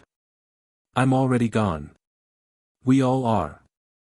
Before Naruto could respond, Oceanus's body began to disintegrate, not into destruction but into escape, fragments of his essence fleeing in all directions, racing away through the water. No. Naruto reached for him, but grasped only dissolving darkness. The final void crystal pulsed once, then shattered, releasing a shockwave that knocked all three of them backward. When they recovered, both Oceanus and the crystal were gone. What just happened? Percy asked, lowering Riptide. Naruto's expression was grim. He sacrificed his physical form to preserve the corruption. His essence is scattered now, harder to track, harder to heal. But we destroyed the crystals, Percy pointed out. That's a win, right? A small one, Poseidon said, looking troubled. If what Oceanus said is true, about other anchors being placed around the world. We need to coordinate globally, Naruto nodded. And quickly. He turned to Percy. You did well. Really well. That technique you mastered, it's the foundation of what we'll need to teach the others. Percy nodded, still processing what had happened. Oceanus mentioned other servants of the void. Any idea who they might be? Too many possibilities, Naruto admitted. Gods, titans, even mortals with enough power or influence. The void is subtle, it finds those with ambition, resentment, or emptiness inside them and offers to fill that void. We should return to Olympus, Poseidon said. The council needs to know what we've found. Agreed. Naruto turned to Percy. Ready for your first visit to the home of the gods? Percy thought of Annabeth, who would kill him if he went to Olympus without her. Actually, can we stop at camp first? I think the other demigods should hear this directly. Plus, my girlfriend would literally stab me if I went to Olympus without her. Naruto laughed. Smart man. Never anger the smart, stabby ones. Trust me on this. With a gesture from Poseidon, currents gathered around them, propelling them upward at incredible speed. As they ascended, Naruto's expression grew distant, troubled. Something else bothering you? Percy asked. Oceanus, Naruto said quietly. For a moment there, I reached him, the real him.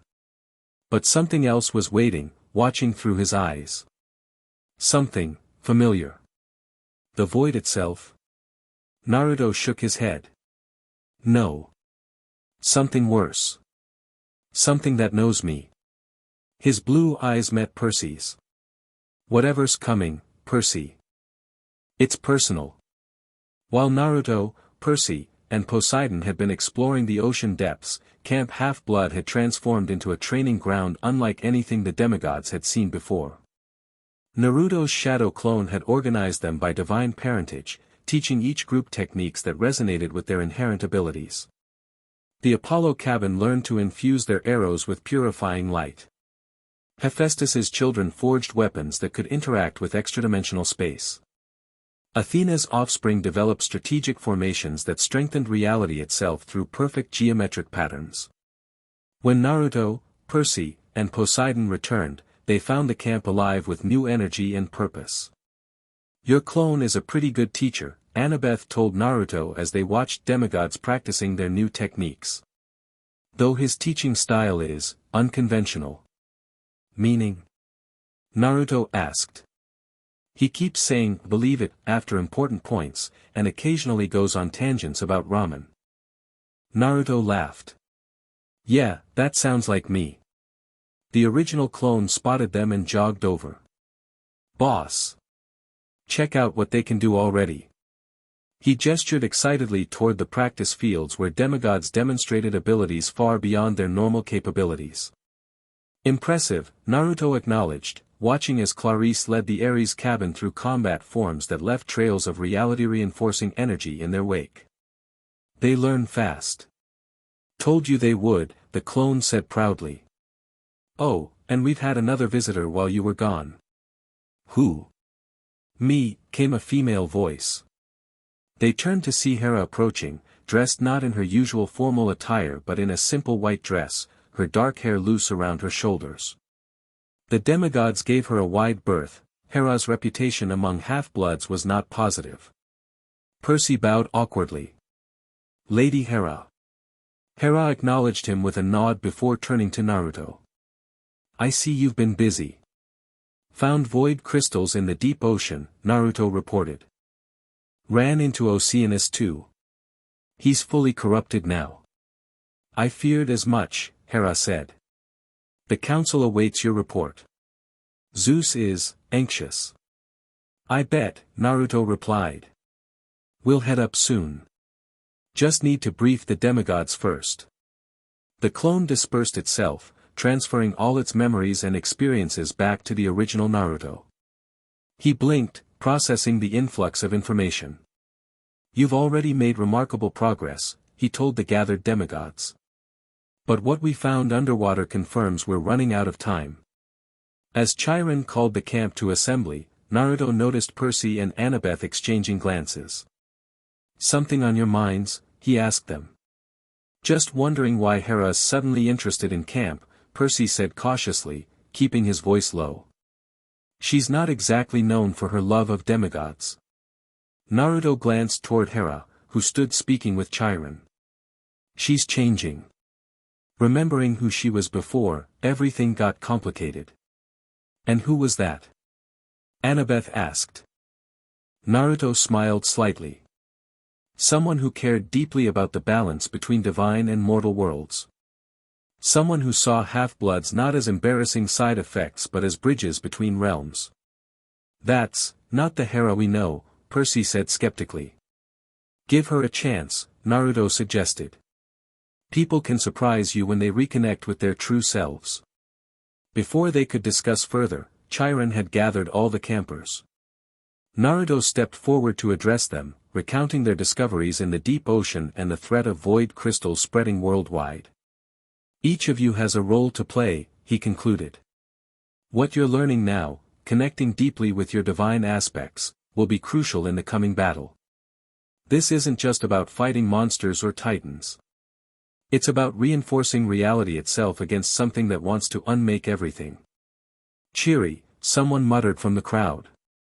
I know it sounds overwhelming, Naruto acknowledged.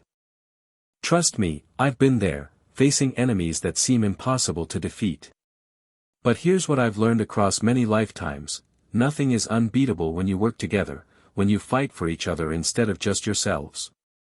His words resonated with the demigods, who had already experienced how their new training enhanced their abilities when they coordinated their efforts. "What's our next move?" Clarice asked. "We need to locate other void anchors worldwide," Naruto explained. "Destroy them before they can spread further. And we need to identify the void's other servants, beings like Oceanus who've been corrupted. The hunters of Artemis could help search," Percy suggested. "They cover more ground than anyone." "Good idea," Naruto nodded. "I'll speak with Artemis on Olympus." He turned to Chiron. "Can you continue the training program we've established?" The centaur nodded. "We'll maintain what your clone began. Though having you here accelerated their progress considerably." "I'll send more clones," Naruto promised. "And I'll be back myself soon." He created a dozen shadow clones who immediately dispersed to continue working with the different cabins. As the meeting concluded and demigods returned to training, Hera approached Naruto again. "They respect you already," she observed. "That's no small feat with this group." "They're good kids," Naruto replied. "Reminds me of my genin days, teaching the next generation." Percy and Annabeth joined them, along with Poseidon. "We're ready when you are," Poseidon told Naruto. "For Olympus." "I'm coming too," Annabeth stated, in a tone that brooked no argument. "As official architect of Olympus, I should inspect for any signs of void corruption." Naruto grinned. "Nice excuse. But yes, you should come. Your strategic mind will be valuable in the council." Hera raised an eyebrow but didn't object to the demigod's inclusion. Another small change that Percy noted with surprise. "Shall we, then?" Poseidon extended his trident. "I can transport us directly." As they prepared to depart, Naruto placed a hand on Percy's shoulder. "One more thing. What you learned today, in the ocean. That connection to your divine aspect. Keep practicing it. You tapped into something few demigods ever reach." Percy nodded, both proud and uneasy with the responsibility. "I will." In a flash of sea-scented light, the group vanished from Camp Half-Blood, rematerializing moments later at the entrance to Olympus. The magnificent floating mountain city sprawled before them, golden towers gleaming in eternal sunshine. Annabeth gasped softly. Though she'd redesigned much of Olympus after the Titan War, seeing her architectural vision fully realized was still overwhelming. "It's beautiful," she whispered. "Even more than I remember." "You did well," Hera told her, surprising everyone with the compliment. "You captured its essence while enhancing its function." Annabeth blinked.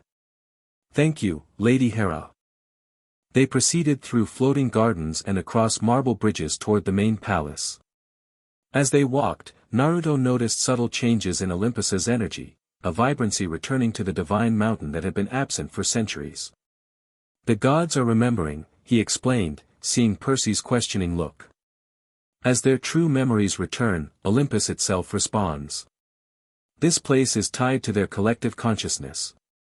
The grand doors of the council chamber swung open as they approached.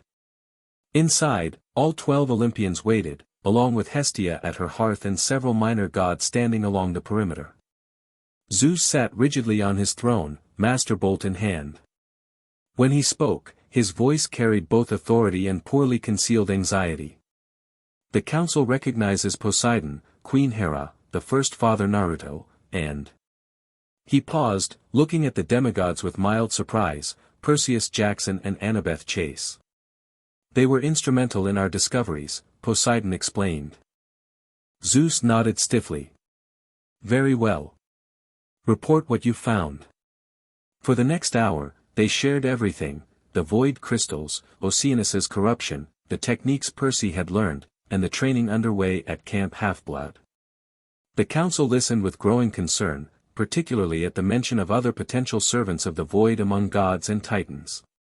"This void," Athena said thoughtfully, "seeks entry points through corrupted beings. What makes some more susceptible than others?" Ambition. Resentment. Emptiness, Naruto explained. The void offers to fill what's missing, power for the ambitious, vengeance for the resentful, purpose for the empty. Then we're all vulnerable, Apollo pointed out. Those qualities exist in every being to some degree. Yes, but there's a defense, Naruto said. Connection. Genuine bonds with others.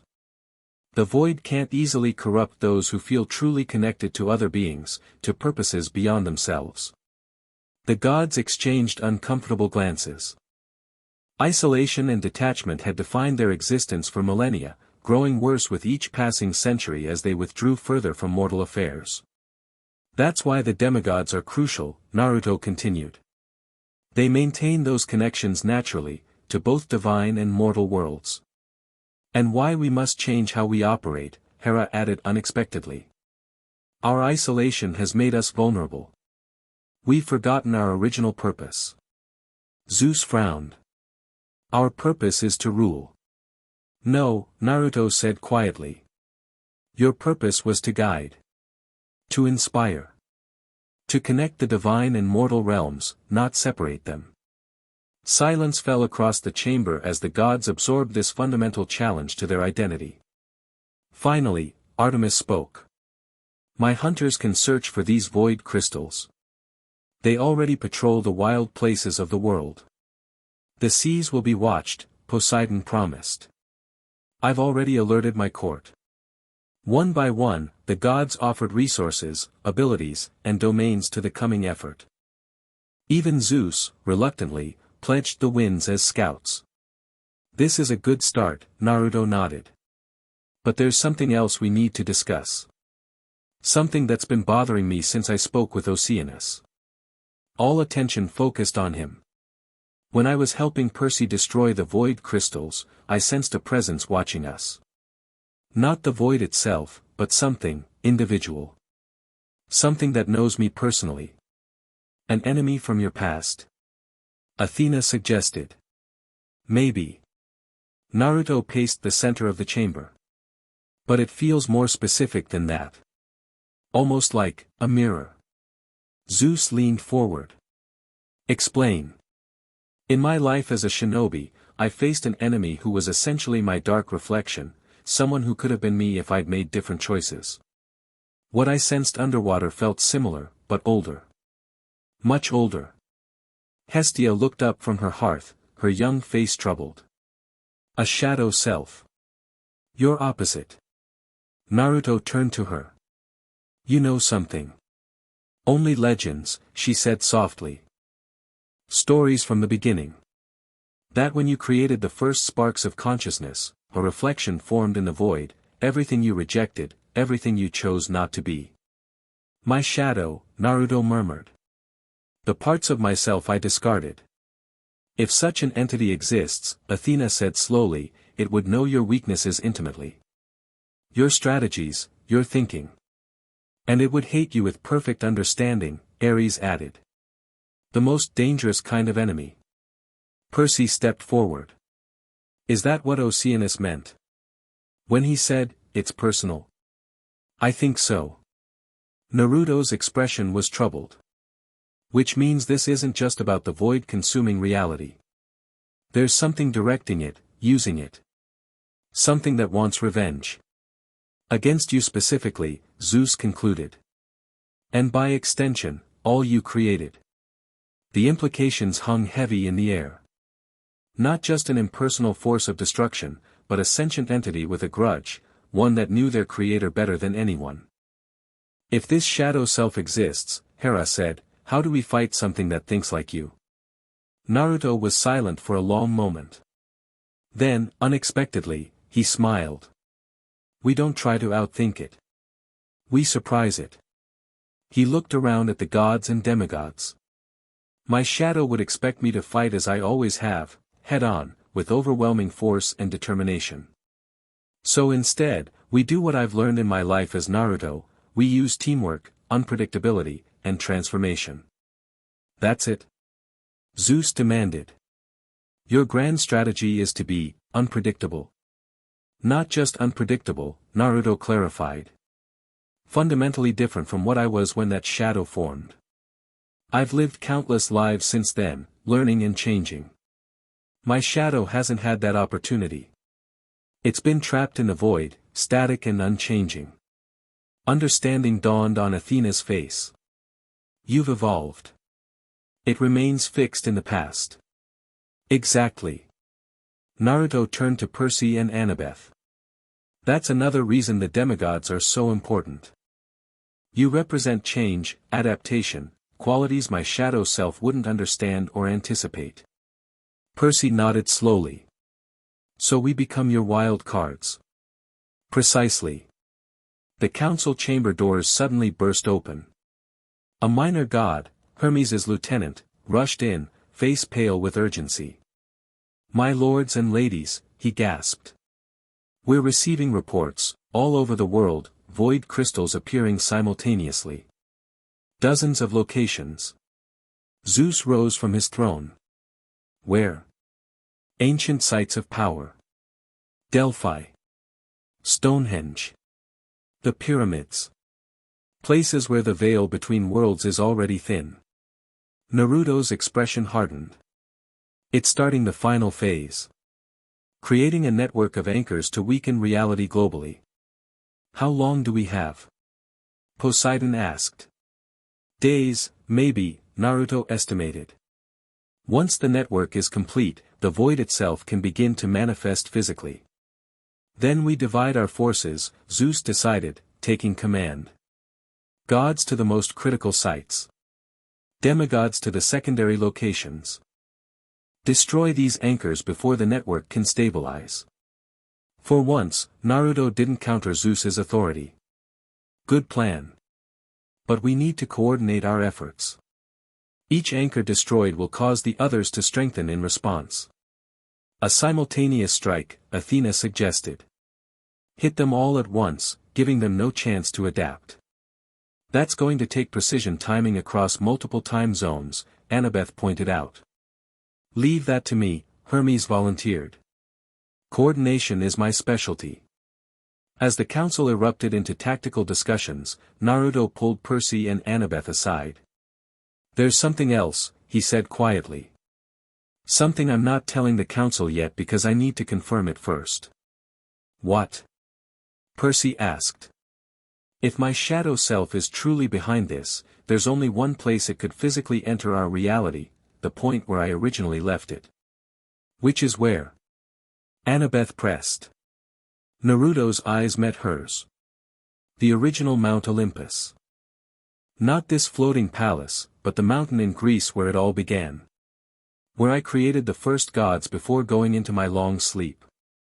You think that's where the final confrontation will happen? Percy guessed. I'm almost certain. Which is why, Naruto continued, while everyone else is focusing on the void crystals, I need you two to come with me to Greece. Quietly. Why us? Because you're unexpected, Naruto explained. My shadow will be watching for me, for the gods. But demigods? Especially ones with your unique abilities? That's a variable it won't have anticipated. Percy and Annabeth exchanged looks. They'd been drawn into dangerous quests before, but never quite like this. When do we leave?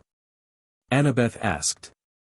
As soon as this council ends, Naruto replied. The void crystal thread is real and needs addressing. But it's also a distraction from the true endgame. Before they could respond, Zeus called for order, bringing the strategic discussion back to the full council. We are agreed, then, the King of Gods announced. We strike in 24 hours, coordinated across all sites. Hermes will provide synchronized communication. Naruto will, Zeus looked around. Where is Naruto? All eyes searched the chamber, but the first father, along with Percy and Annabeth, had vanished without a trace. Hera smiled slightly, having noticed their departure. He's doing exactly what he should, she told the puzzled council. Being unpredictable. As the Olympians mobilized their forces, a lone figure stood on the original Mount Olympus in Greece. The mountain looked ordinary to mortal eyes, but to those who could see beyond the mist, it glowed with ancient power, the birthplace of the gods. The figure, appearing as a man in a dark cloak, placed his hand against a specific rock face. The stone recognized his touch, responding by revealing an entrance not used since the dawn of the gods. "Home sweet home," the figure murmured, his voice an unsettling echo of Naruto's own, but hollow, as if spoken through an empty chamber. He stepped inside, following a passage that descended deep into the mountain's heart. The walls were inscribed with symbols older than any human language, the original writings of creation itself. The tunnel opened into a vast cavern where a pool similar to Naruto's pool of creation dominated the floor. But unlike the golden, star-filled liquid in Naruto's palace, this pool contained what appeared to be liquid darkness, a substance that absorbed light rather than reflecting it. Soon, the figure said to the pool. "He's returned, just as we knew he would." Playing the hero, gathering his children around him. He laughed softly. So predictable, even after all this time. The liquid darkness rippled in response, as if eager. "Patient," the figure soothed. "The anchors are nearly placed. The network grows stronger by the hour.